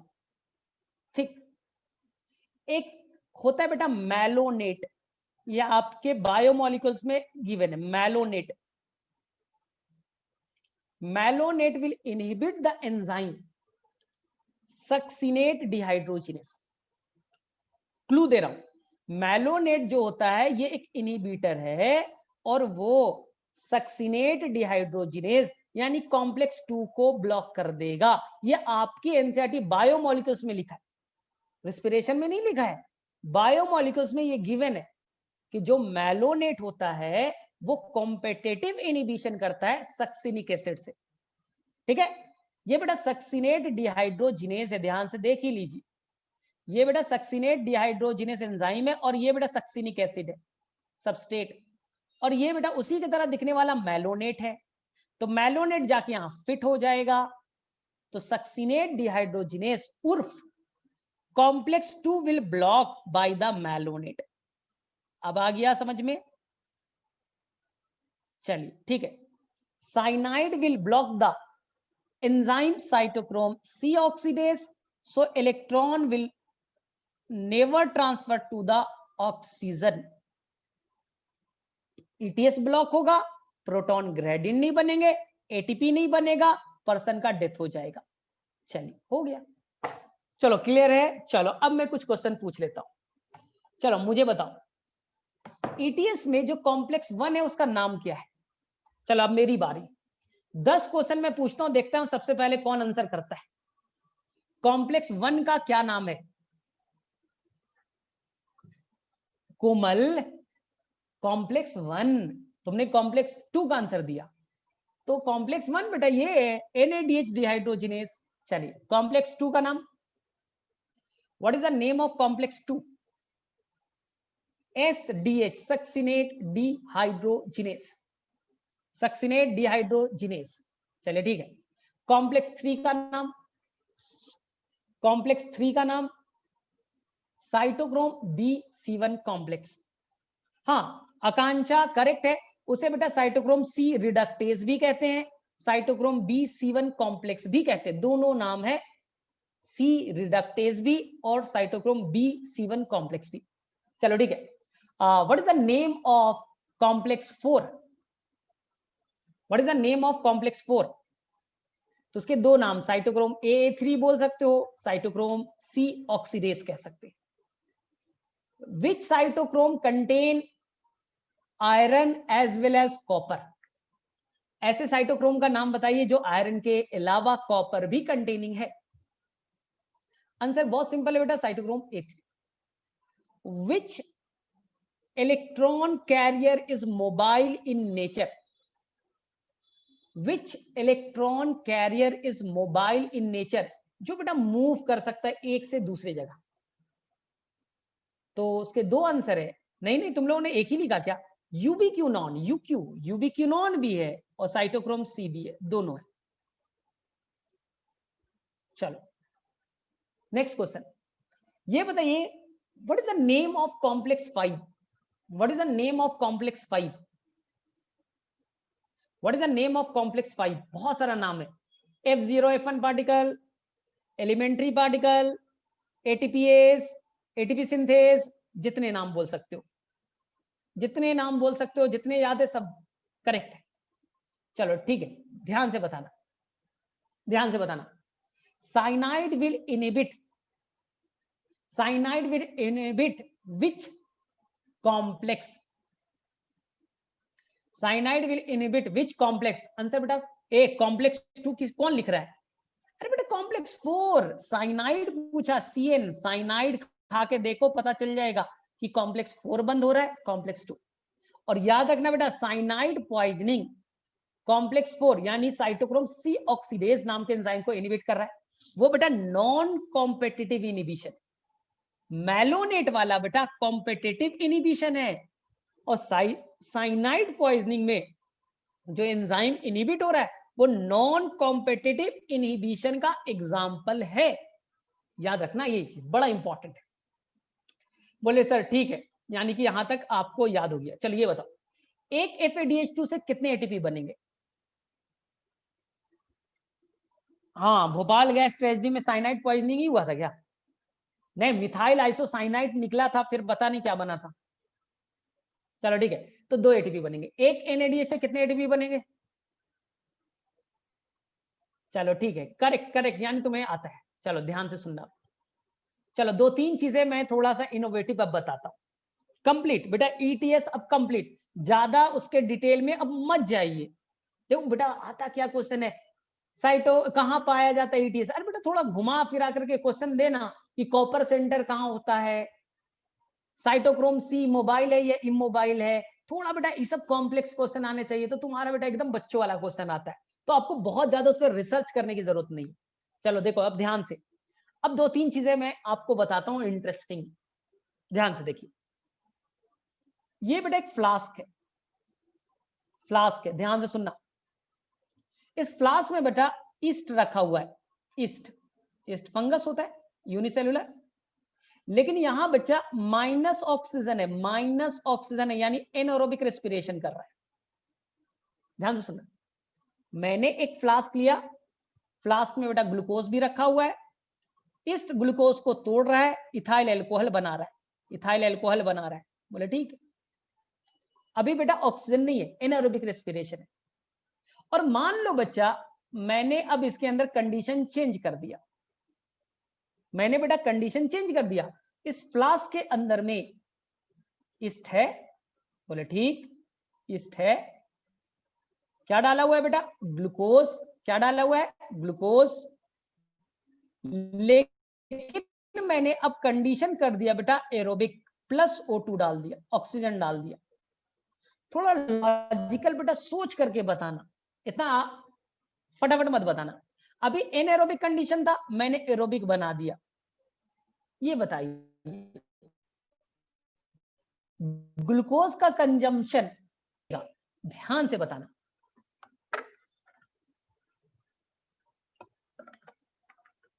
ठीक है, शायद आवाज लैग किया होगा तो फिर से रिपीट कर दे रहा हूं। मैंने फ्लास्क को चेंज कर दिया एनारोबिक से एरोबिक में। अब मैंने क्वेश्चन पूछा कि ग्लूकोज का कंजम्पशन को ईस्ट बेटा बढ़ाएगा या घटाएगा, आंसर कीजिए। ग्लूकोज का कंजम्पशन घटेगा या बढ़ेगा, this is known as the Pasteur effect. इसे हम लोग कह रहे बेटा पास्चर इफेक्ट, मैंने ऑक्सीजन डाला तो बेटा ग्लूकोज का कंजम्पशन पे क्या असर पड़ेगा, थोड़ा लॉजिकल क्वेश्चन है, ध्यान से बताना, इसे कहते हैं पास्चर इफेक्ट। बोलेगा देखो सर ज्यादा मुझे आता नहीं, इतना तो मुझे आता है सर, एनारोबिक रेस्पिरेशन है ना, तो ग्लूकोज को तोड़ेगा तो 2 एटीपी बनेंगे, 2 एटीपी बनेगा। मान लो इसे रोजाना 100 एटीपी चाहिए, रोजाना कितने एटीपी चाहिए बेटा 100, तो कितना ग्लूकोज को तोड़ेगा 50, एनारोबिक रेस्पिरेशन है ना, एक ग्लूकोज एनारोबिक में 2 एटीपी देता है, तो अब कितना देगा, तो बेटा देगा वो 100 एटीपी बनाने के लिए 50 ग्लूकोज तोड़ेगा। लेकिन मैंने अब उसे कर दिया बेटा एरोबिक, बोले अरे एरोबिक कर दिया सर, एक ग्लूकोज से जानते हो 38 एटीपी देगा, तो दिन भर में 100 एटीपी चाहिए, तो 3 ग्लूकोज तोड़ करके काम चला लेंगे।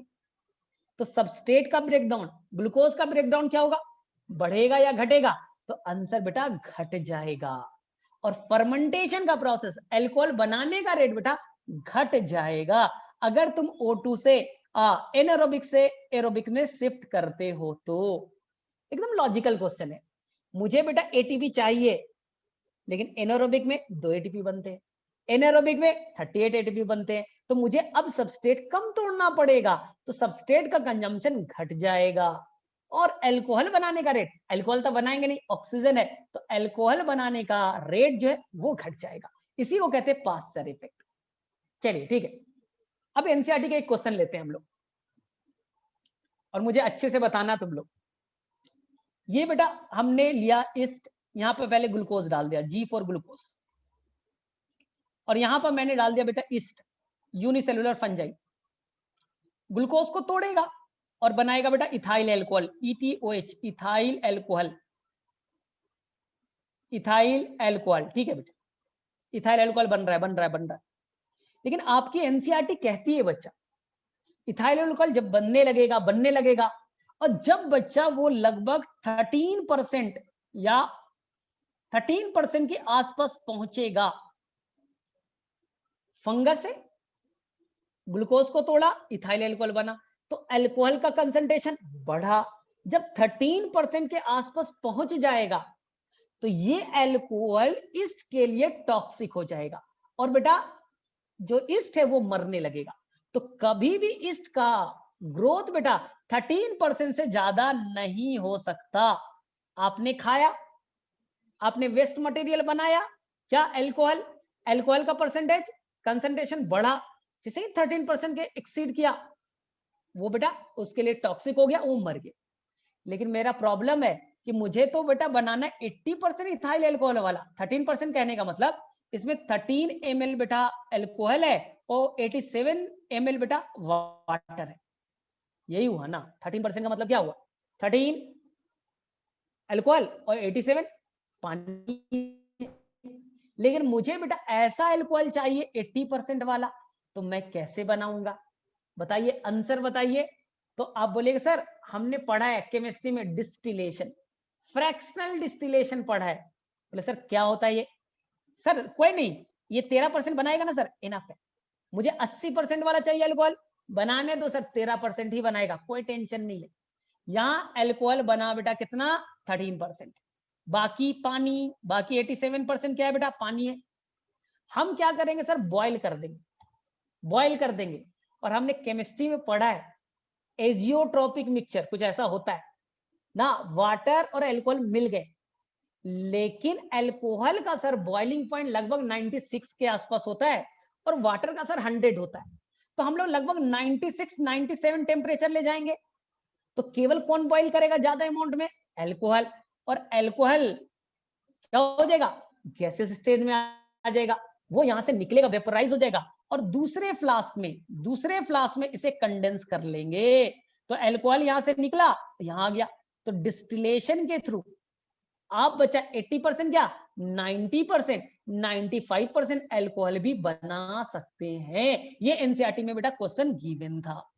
किसे किसे समझ में आया ये कहानी, ठीक है, किसे किसे समझ में आ गया, हैंड रेज कर दो बच्चा, ये एनसीईआरटी में क्वेश्चन गिवन था। जयंत आ गया तुझे समझ में, आ गया सभी को, आसान सा है, ठीक है, मेरा इजी सा है। चलो ठीक है, अब बोलेंगे सर एक चीज केवल बता दो कि सर कहीं कहीं पर लिखा रहता है सर 36 एटीपी, और कहीं पर लिखा जा सकता है सर 38 एटीपी।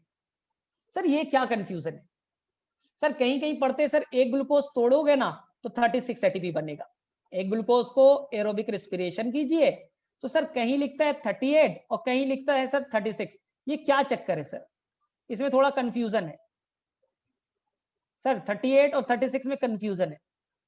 कुछ नहीं बेटा, डिटेल मत जाओ ना, तुमने जो मटेरियल मैंने दिया है ना उसमें तो 2 लाइन में लिख दिया है, तो तुम्हें भी 2 ही लाइन में पढ़ना है। बोले सर ठीक है बता दो, फिर भी देखो क्या होता है, इसका थोड़ा सा बेटा कॉन्सेप्ट वाले पार्ट पे जाइए, तब आपको समझ में आएगा। देखो यहां आपने एक ग्लूकोज लिया, बोले हाँ सर पढ़ते पढ़ते तो बोर हो गए, इसलिए बेटा आज खत्म ही कर दूंगा इसे। सर पहले ग्लाइकोलिसिस हुआ, 2 पायरुविक एसिड बने, बोले हाँ। ग्लाइकोलिसिस में बच्चा याद करो 2 बार चोर पकड़ाता था और 2 NADH बनते थे, बोले हाँ सर बनते थे सर, भूल अब छोड़ दो सर, बहुत बता दिया। अब 2 पायरुविक एसिड बेटा इंटर कर जाएंगे माइटोकॉन्ड्रिया में, माइटोकॉन्ड्रिया में, और माइटोकॉन्ड्रिया में क्या होगा बच्चा, बाकी का प्रोसेस। बोले ठीक। ग्लाइकोलिसिस में बेटा, ग्लाइकोलिसिस के अंदर कितने एनएडीएच पकड़े, तो बोले सर 2। इस एनएडीएच को अब बच्चा जाना पड़ेगा ईटीएस में, जिससे वो 6 एटीपी बनेगा। प्रॉब्लम क्या है, ध्यान से सुनना, प्रॉब्लम क्या है बच्चा, इस एनएडीएच को आपको माइटोकॉन्ड्रिया में ले जाना पड़ेगा, तभी तो आप 6 एटीपी बनाओगे। बोले हाँ, लेकिन बच्चा एनएडीएच के लिए आउटर मेम्ब्रेन तो परमीबल है। आउटर मेम्ब्रेन क्या है बेटा, ये येलो वाला परमीबल है। बोले ठीक है, आ जाओ, कोई टेंशन नहीं, आना है ना, आ जाओ, एटीएस के पास जाना है, जाओ। लेकिन इनर मेम्ब्रेन बोलेगा नहीं आने देंगे, मैं इम्परमिएबल हूं तुम्हारे लिए, मैं बेटा तुम्हें आने ही नहीं दूंगा, एग्जाम के अंदर इंटर नहीं करने देंगे। यानी कि बेटा जो आपका मेन गेट है वहां से तो इंटर कर गए, और जो बेटा जैसे ही तुम क्लासरूम के गेट में इंटर करने लगे, जो क्लासरूम का टीचर है बोले नहीं जाने देंगे, तब क्या करोगे। मेन गेट आउटर मेम्ब्रेन बोल रहा है जाने देंगे, लेकिन इनर मेम्ब्रेन बोल रहा है तुम, मैं क्या हूं बेटा, तुम्हारे लिए इम्परमिएबल हूं, नहीं जाने दूंगा। अरे बेटा नहीं जाएगा तो ईटीएस पास नहीं पहुंच पाएगा ना, देखो ना ये ईटीएस है, ईटीएस पे नहीं पहुंचेगा तो एटीपी नहीं बनेगा। बोले हाँ सर प्रॉब्लम तो है, इसलिए एनएडीएच बेटा खुद नहीं जा सकता, इसलिए इसे बेटा चाहिए शटल। शटल कहने का मतलब, कभी तुम जाओ दिल्ली एयरपोर्ट, कभी जाओगे तो समझ में आ जाएगा शटल पाथवे क्या होता है। जैसे ही बेटा तुम ऑटो से जाओ, अपना गाड़ी वाड़ी बेटा कार वार से नहीं, ऑटो से जाओ, तो जैसे ही ऑटो से जाओगे ना, तो जैसे ही बेटा 3 नंबर 4 नंबर गेट आएगा, तो बोले अब नहीं जा सकते आगे, ऑटो रोको और निकल लो यहां से, अंदर बेटा ऑटो ऑटो अलाउ नहीं है। बोले सर अलाउ नहीं है तो फिर कैसे जाएंगे, 2 किलोमीटर पहले ही उतार दिया है मुझे। तो बोलेगा रुको अभी शटल वाला बस आएगा, शटल बस चलता है यहाँ से बेटा 10 रुपया का टिकट कटा लो, या शायद फ्री में ले जाता है, बैठ जाओ शटल बस में, और ये बेटा तुम्हें टर्मिनल तक पहुंचाएगा, यानी कि मेन गेट तक तुम्हें पहुंचाएगा। तो एनएडीएच बेटा इनर मेम्ब्रेन से क्रॉस तो कर नहीं सकता, इसलिए उसे रास्ते में मिलता है एक बस जिसका नाम है शटल, SHUTTLE, शटल। तो शटल बेटा 2 तरह के, शटल बस 2 तरह के, बोले ठीक है।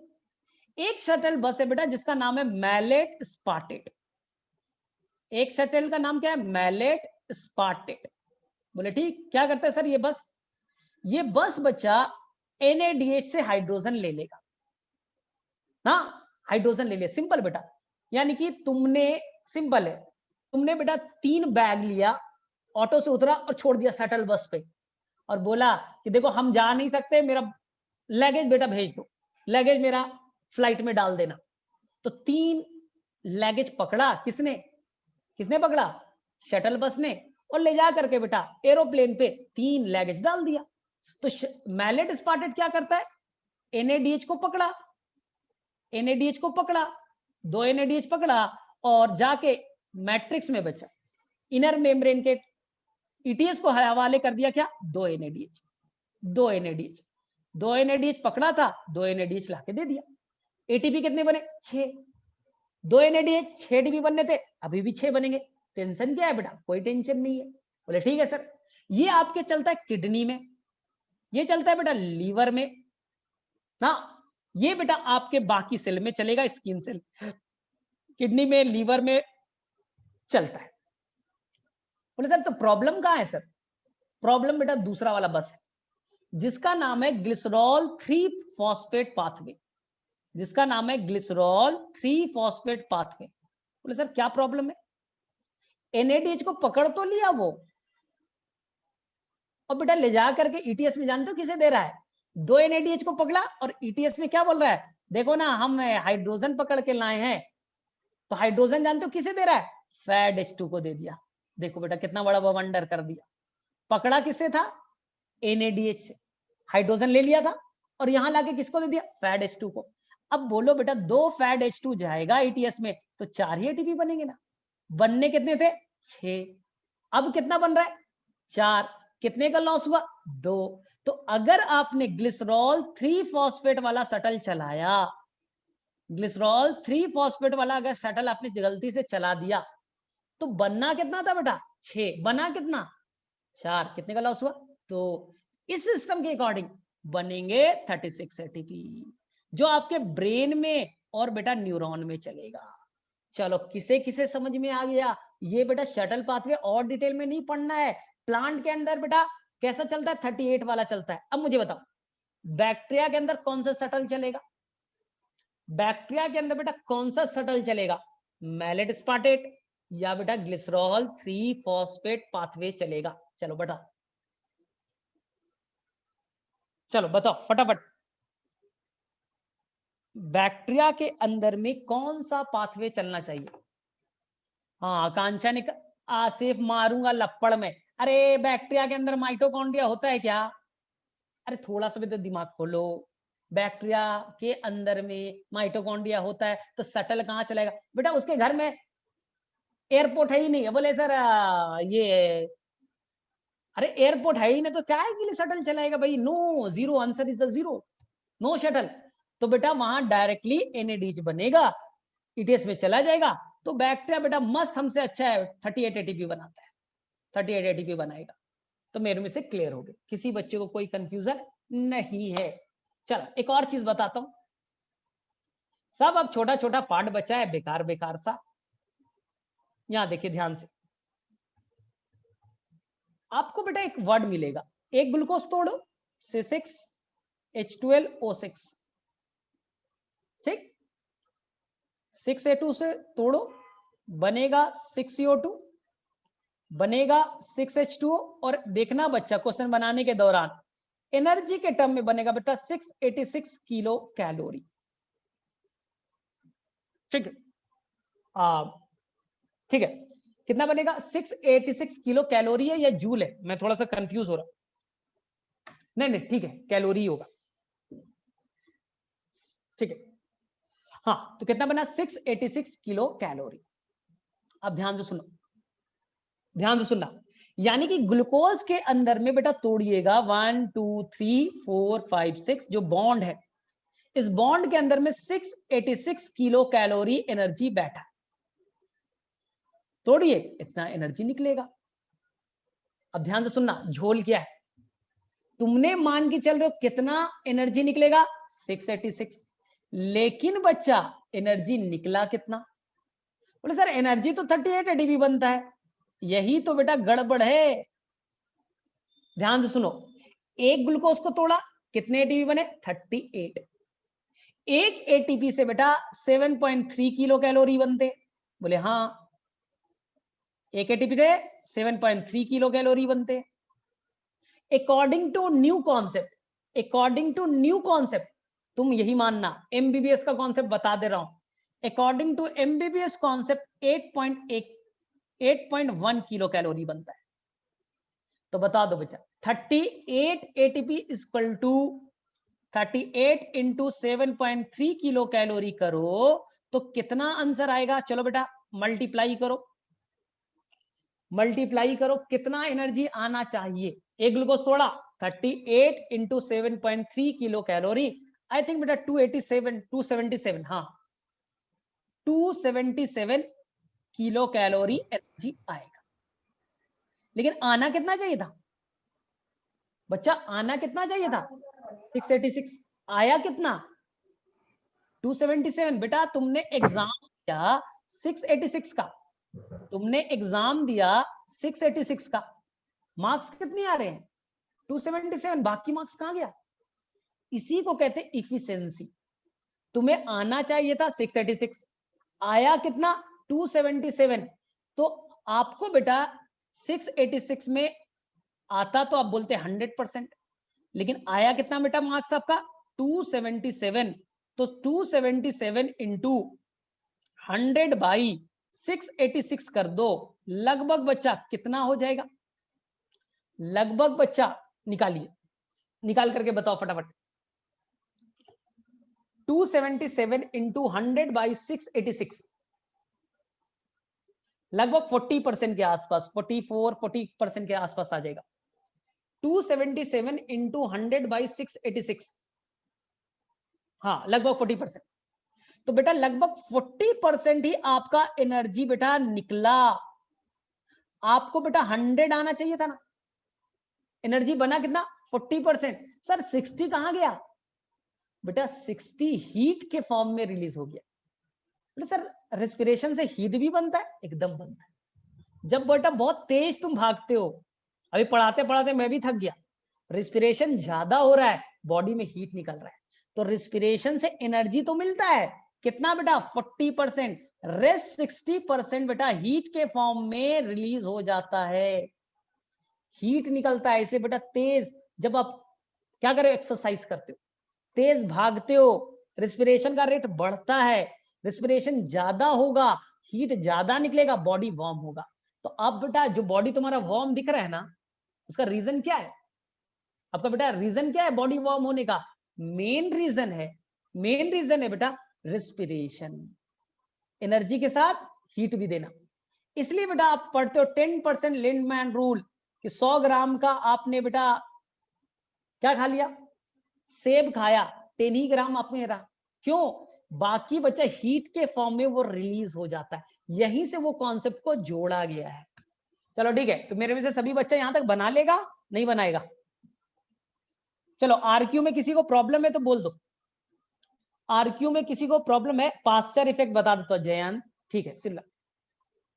चलो आरक्यू एक बार बता दूं, फिर जयंत का क्वेश्चन बना देते। चलो आरक्यू बताओ फटाफट। आरक्यू में क्या होता है? वॉल्यूम ऑफ, ये सब तो बताने वाला बच्चों वाला यार, CO2/O2। चलो बताते जाओ। फैट्स का कितना होगा? चलो फटाफट, what is the RQ value of fats? 0.7 correct.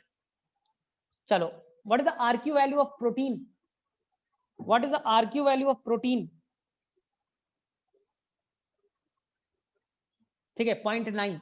What is the RQ value of aerobic respiration of carbohydrate? What is the RQ value of aerobic respiration of carbohydrate? 1.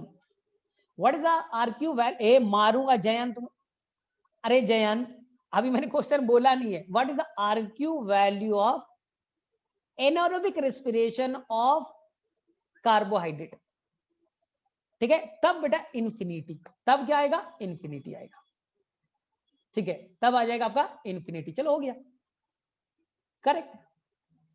ठीक है, अब देखो तुम्हें दो चीज परेशान करेगा इस चैप्टर में, उसमें पढ़ना मत, केवल एक एक लाइन बता देता हूं, उसमें पढ़ना, उसके डिटेलिंग मत कर लेना। हम लोग क्या कर लेते बेटा, रिसर्च करने लगते, और रिसर्च से क्वेश्चन नहीं आता है, ये इतना पता चल गया पढ़ाते पढ़ाते मुझे भी। कभी कभी बेटा एक पाथवे चलता है जिसे कहते हैं HMP पाथवे, या इसे कहते हैं बेटा हेक्सोज मोनोफॉस्फेट संट, या इसे बेटा कहते हैं PPP पेंटोस फॉस्फेट पाथवे। मत जाइएगा, ये सब पढ़ना वढ़ना नहीं है, बस एक लाइन में सुन लेना है। HMP HMS PP। यहां पर क्या होता है, एक ग्लूकोज टूटता है, एक ग्लूकोज टूटा, पहले बच्चा उससे तोड़ने में एक ATP खर्च हो जाता है, -1 ATP। बाद में ग्लूकोज टूट करके बेटा 12 मॉलिक्यूल ऑफ NADPH बनाता है, NADH नहीं बच्चा, NADPH बनाता है। तो कभी कभी बच्चा लोग मुझसे एकदम एलेन वेलेन का क्वेश्चन उठा के पूछ देता है, सर या NADPH कहां बनता है? सर आपने बोला NADH बनता है, हाँ बच्चा नहीं पढ़ना था, लेकिन कुछ HMP पाथवे होता है जहां NADH के जगह NADPH बन जाते हैं। सेम बेटा, एक NADH 3 ATP देता है, 12 NADPH बेटा 36 ATP बनाएगा, एक ATP बेटा खत्म हो जाएंगे, -1 ATP, तो टोटल बनते हैं, ये होता है बेटा 35 ATP। कभी कभी प्लांट या हमारा सेल जिसमें बेटा क्रेब साइकिल नहीं चल सकता, ग्लाइकोलिसिस नहीं चल सकता, तो एक नया पाथवे उन्होंने ढूंढा, इसका नाम है HMP pathway, hexose monophosphate pathway, या हेक्सोस मोनोफॉस्फेट संट, या पेंटोस फॉस्फेट पाथवे। इस दौरान में आपको कुछ नहीं याद रखना है, इसके अंदर सिंपल से याद रखिए कि यहां पर NADH की जगह NADPH बनते हैं। कभी कभी आप लोग क्वेश्चन एलेन का बनाइएगा तो ये मिल जाएगा। अब बोले सर ये नहीं पढ़ा था सर, एक्स्ट्रा हो गया, बस एक लाइन जान लीजिए और कुछ भी जानने की जरूरत नहीं है। सेकेंड क्वेश्चन जो आप लोग मुझे पूछोगे, सर फैट्स खाएंगे ना सर, पाल्मिटिक एसिड खाएंगे सर, कितना एनर्जी देगा? फैट्स बेटा बहुत एनर्जी देता है, फैट्स बेटा बहुत एनर्जी देता है। जैसे पाल्मिटिक एसिड तोड़ लोगे ना तो 136 एटीपी दे देगा। बोले सर कैसे, कैन यू एक्सप्लेन? तो बोले नहीं करेंगे, सिलेबस में नहीं है। तुम लोग बेटा रिसर्च में पढ़ लेते हो ना। आकांक्षा ने पूछा था, चलो ठीक है सर पाल्मिटिक एसिड 136 एटीपी कैसे दे देगा, थोड़ा सा बता दे। सर अगर सर एरेकिडोनिक एसिड आ गया तो बेटा ये 150 एटीपी बना देगा, 150 बना देगा। सर क्यों, थोड़ा सा बता दीजिए। थोड़ा सा बताऊंगा, ज्यादा डिटेल नहीं बताऊंगा। देखिए ये मुझे बताओ पाल्मिटिक एसिड में कितने कार्बन होते हैं? पाल्मिटिक एसिड में लगभग बेटा 16 होते हैं, 18 होते हैं, पहले ये बताओ। मैं भी भूल गया, 16 कार्बन, 16 कार्बन। तो ये जानते हो क्या होता है, 16 कार्बन ना टूट करके, 16 कार्बन बेटा टूट करके 8 एसिटाइल कोएंजाइम बना देगा, 8 एसिटाइल कोएंजाइम बना देगा। बोले सर कैसे? कार्बन देखो ना 16 है तो एनर्जी ज्यादा नहीं देगा, ग्लूकोज 6 कार्बन रह के इतना दे देता है। तो ये सोचिए 16/2 8, 8 एसिटाइल कोएंजाइम बनेगा। और एक एसिटाइल कोएंजाइम याद है 12 कितना एटीपी दे देता था। तो इसी तरह से बेटा पाल्मिटिक एसिड का मैं थोड़ा सा आपको डिटेल आपको सेंड कर दूंगा कि पाल्मिटिक एसिड या एरेकिडोनिक एसिड को कैसे कैलकुलेट करते हैं। ये बेटा एनफ होगा, इससे ज्यादा कुछ नहीं करना है, इससे ज्यादा बेटा कुछ नहीं करना है। ये मैं थोड़ा सा डिटेल वाला पार्ट है, आपको मैं एक सेंड कर दूंगा, अगले क्लास में बता भी दूंगा। चलो इसके अलावा किसी बच्चे को रेस्पिरेशन में डाउट, कहां पर डाउट होता है बताओ। हाँ चलो पास्चर इफेक्ट एक लाइन में बता देता हूं। हाँ बच्चा लो लिखो, तुम लोगों ने मुझसे ज्यादा रिसर्च कर लिया है तो फटाफट मुझे बताओ तुम लोगों को और रेस्पिरेशन में कहां पर डाउट होता है, कोई हाई फाई वाला बोलो तो मुझे थोड़ा पता चल जाए। हाँ देख जयंत यहां देखो, ये फ्लास्क, इस फ्लास्क के अंदर में है ईस्ट, क्या खा रहा है? Glucose, glucose, glucose. कैसा रेस्पिरेशन है? -O2, anaerobic. अगर एनएरोबिक करेगा तो मान लो कितना एटीपी बनेगा, एक ग्लूकोज से 2 एटीपी। और इस ईस्ट को चाहिए 100 एटीपी रोजाना, 100 एटीपी चाहिए। तो ईस्ट क्या करेगा, बोले एनएरोबिक में तो 2 एटीपी बनता है, तो उसे बेटा 50 ग्लूकोज रोजाना तोड़ना पड़ेगा। सबस्ट्रेट कितना तोड़ना पड़ेगा? 50 ग्लूकोज। आ गया समझ में? लेकिन मैंने कुछ नहीं किया, इस फ्लास्क के अंदर में मैंने ऑक्सीजन डाल दिया +O2। अब वो बोलेगा मैं एरोबिक करूंगा। एक एरोबिक रेस्पिरेशन में ग्लूकोज 38 एटीपी बनाता है, एनर्जी तो अब सेम ही चाहिए ना। तुम बेटा एनएरोबिक कर रहे थे, अब एरोबिक करे, एनर्जी तो बेटा ताकत तो सेम ही चाहिए तुम्हें, मेटाबॉलिज्म तो सेम कर रहे हो। बोले हाँ सर 100 एटीपी बनाने के लिए एक ग्लूकोज 38 एटीपी बनाता है, तो लगभग बेटा 3 ग्लूकोज में तुम अपना काम चला लोगे। तो अब बताइए जैसे ही आपने एनारोबिक से एरोबिक में शिफ्ट किया तो क्या रेट ऑफ रेस्पिरेशन पे क्या असर पड़ा? रेट ऑफ रेस्पिरेशन घट गया, सबस्ट्रेट का टूटना घट गया, एल्कोहल का बनना। बोले सर यहां एल्कोहल कहां बनेगा? सर यही तो मैं बोल रहा हूं, एनारोबिक था एल्कोहल बन रहा था, जब आप शिफ्ट करोगे तो एल्कोहल बनने का रेट घट गया, ग्लूकोज कंजम्पशन का रेट घट गया, एटीपी बनने का रेट बढ़ गया। तो यही है बच्चा पास्चर इफेक्ट, जब आप O2 ऐड करते हो तो इस पे क्या असर पड़ता है। तो जयंत आई थिंक क्लियर हो गया। अगर ईस्ट को सुक्रोज में ग्रोथ करे तो डिक्रीज हो जाएगा, सेम यही कहानी तो है जया, यही तो कहानी है, सेम कहानी तो है। ठीक है, और किसी बच्चे को, शीतल तुम्हारा को है हाई फाई क्वेश्चन कुछ? हाई फाई क्वेश्चन में एक और बन सकता है, एक तो बेटा पाल्मिटिक एसिड कितना एटीपी बनाएगा वो, और बेटा कैम प्लांट का आरक्यू वैल्यू क्या होता है, ये दोनों पे थोड़ा आप रिसर्च कर लेना। ऐसे मैं थोड़ा सा आपको भेज दूंगा, अगले क्लास में थोड़ा डिस्कस कर लूंगा। चलो और किसी बच्चे को, सानिया तुम्हारा कोई प्रॉब्लम? ऐसे मैंने तुम लोगों को कितने बार बताया, ऐसा तुम लोग रट गए होगे। अब बेटा दुनिया का कोई ना, दुनिया का बेटा ये सब चंदू मंदू नहीं कि सर ये कितना एटीपी बनाएगा वो कितना बनाएगा, बेटा चंदू मंदू क्वेश्चन नहीं। अब दुनिया का कोई हाई फाई क्वेश्चन बेटा रेस्पिरेशन में गलत नहीं होगा। कैसा भी क्वेश्चन लेते आए, बस ये याद रखना एनारोबिक रेस्पिरेशन में ग्लूकोज का कंप्लीट ब्रेकडाउन नहीं होता, तो जो एनर्जी है बेटा लेस देन 7% निकलेगा। ग्लूकोज में जितना एनर्जी है, देखो ना, ग्लूकोज में जितना एनर्जी है वो केवल बच्चा 686 किलो कैलोरी है, केवल बेटा 2 एटीपी बना। इसलिए एनसीईआरटी लिखेगा कि जब आप एनारोबिक रेस्पिरेशन करिएगा तो कितना लेस देन 7% एनर्जी ही ग्लूकोज का रिलीज होगा, क्योंकि वो कंप्लीट ब्रेकडाउन नहीं होता है। चलो ठीक है, तो मेरे में से यहां तक इनफ है। चलो कल हम लोग कौन सा चैप्टर स्टार्ट करेंगे, बोलो। फोटोसिंथेसिस कर लेते हैं, फटाफट बताओ और लीव करते हैं। अब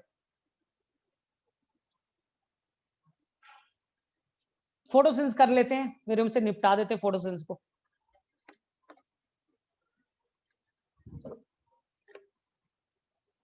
हाँ टेस्ट करेंगे करेंगे करेंगे टेस्ट। और नौसीन वगैरह तुम लोगों का जो छूटा हुआ है ना, तो मैंने सारा का सारा आपके यूट्यूब पे डाल दिया है। तो बेटा जब भी टाइम मिले ना, बैठ करके एक दिन में पूरा रेस्पिरेशन पढ़ जाओ। 4-5 घंटा लगेगा, लेकिन बेटा पूरा आपको 100% समझ में आ जाएगा।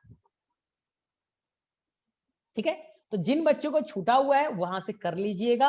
और अगले क्लास में हम लोग मिलेंगे तो बेटा रेस्पिरेशन धज्जी उड़ जाना चाहिए। कोई बेटा कोई मटेरियल दुनिया का हो, सारा बेटा बना जाओ, सारा बना जाओ। ऐसा होगा ही नहीं, ऐसा होगा ही नहीं कि तुमसे बेटा रेस्पिरेशन के क्वेश्चन छूट जाए। ऐसा होगा ही नहीं कि तुम में से बेटा मिनरल न्यूट्रिशन के क्वेश्चन अब छूट जाए। और जब हम लोग फोटोसिंथेसिस पढ़ेंगे, फोटोसिंथेसिस भी कमांड हो जाएगा। चलो ठीक है, अब हम लोग लीव करते हैं, मेरी सेकंड क्लास भी है। चलो ठीक है, बाय बाय, थैंक यू।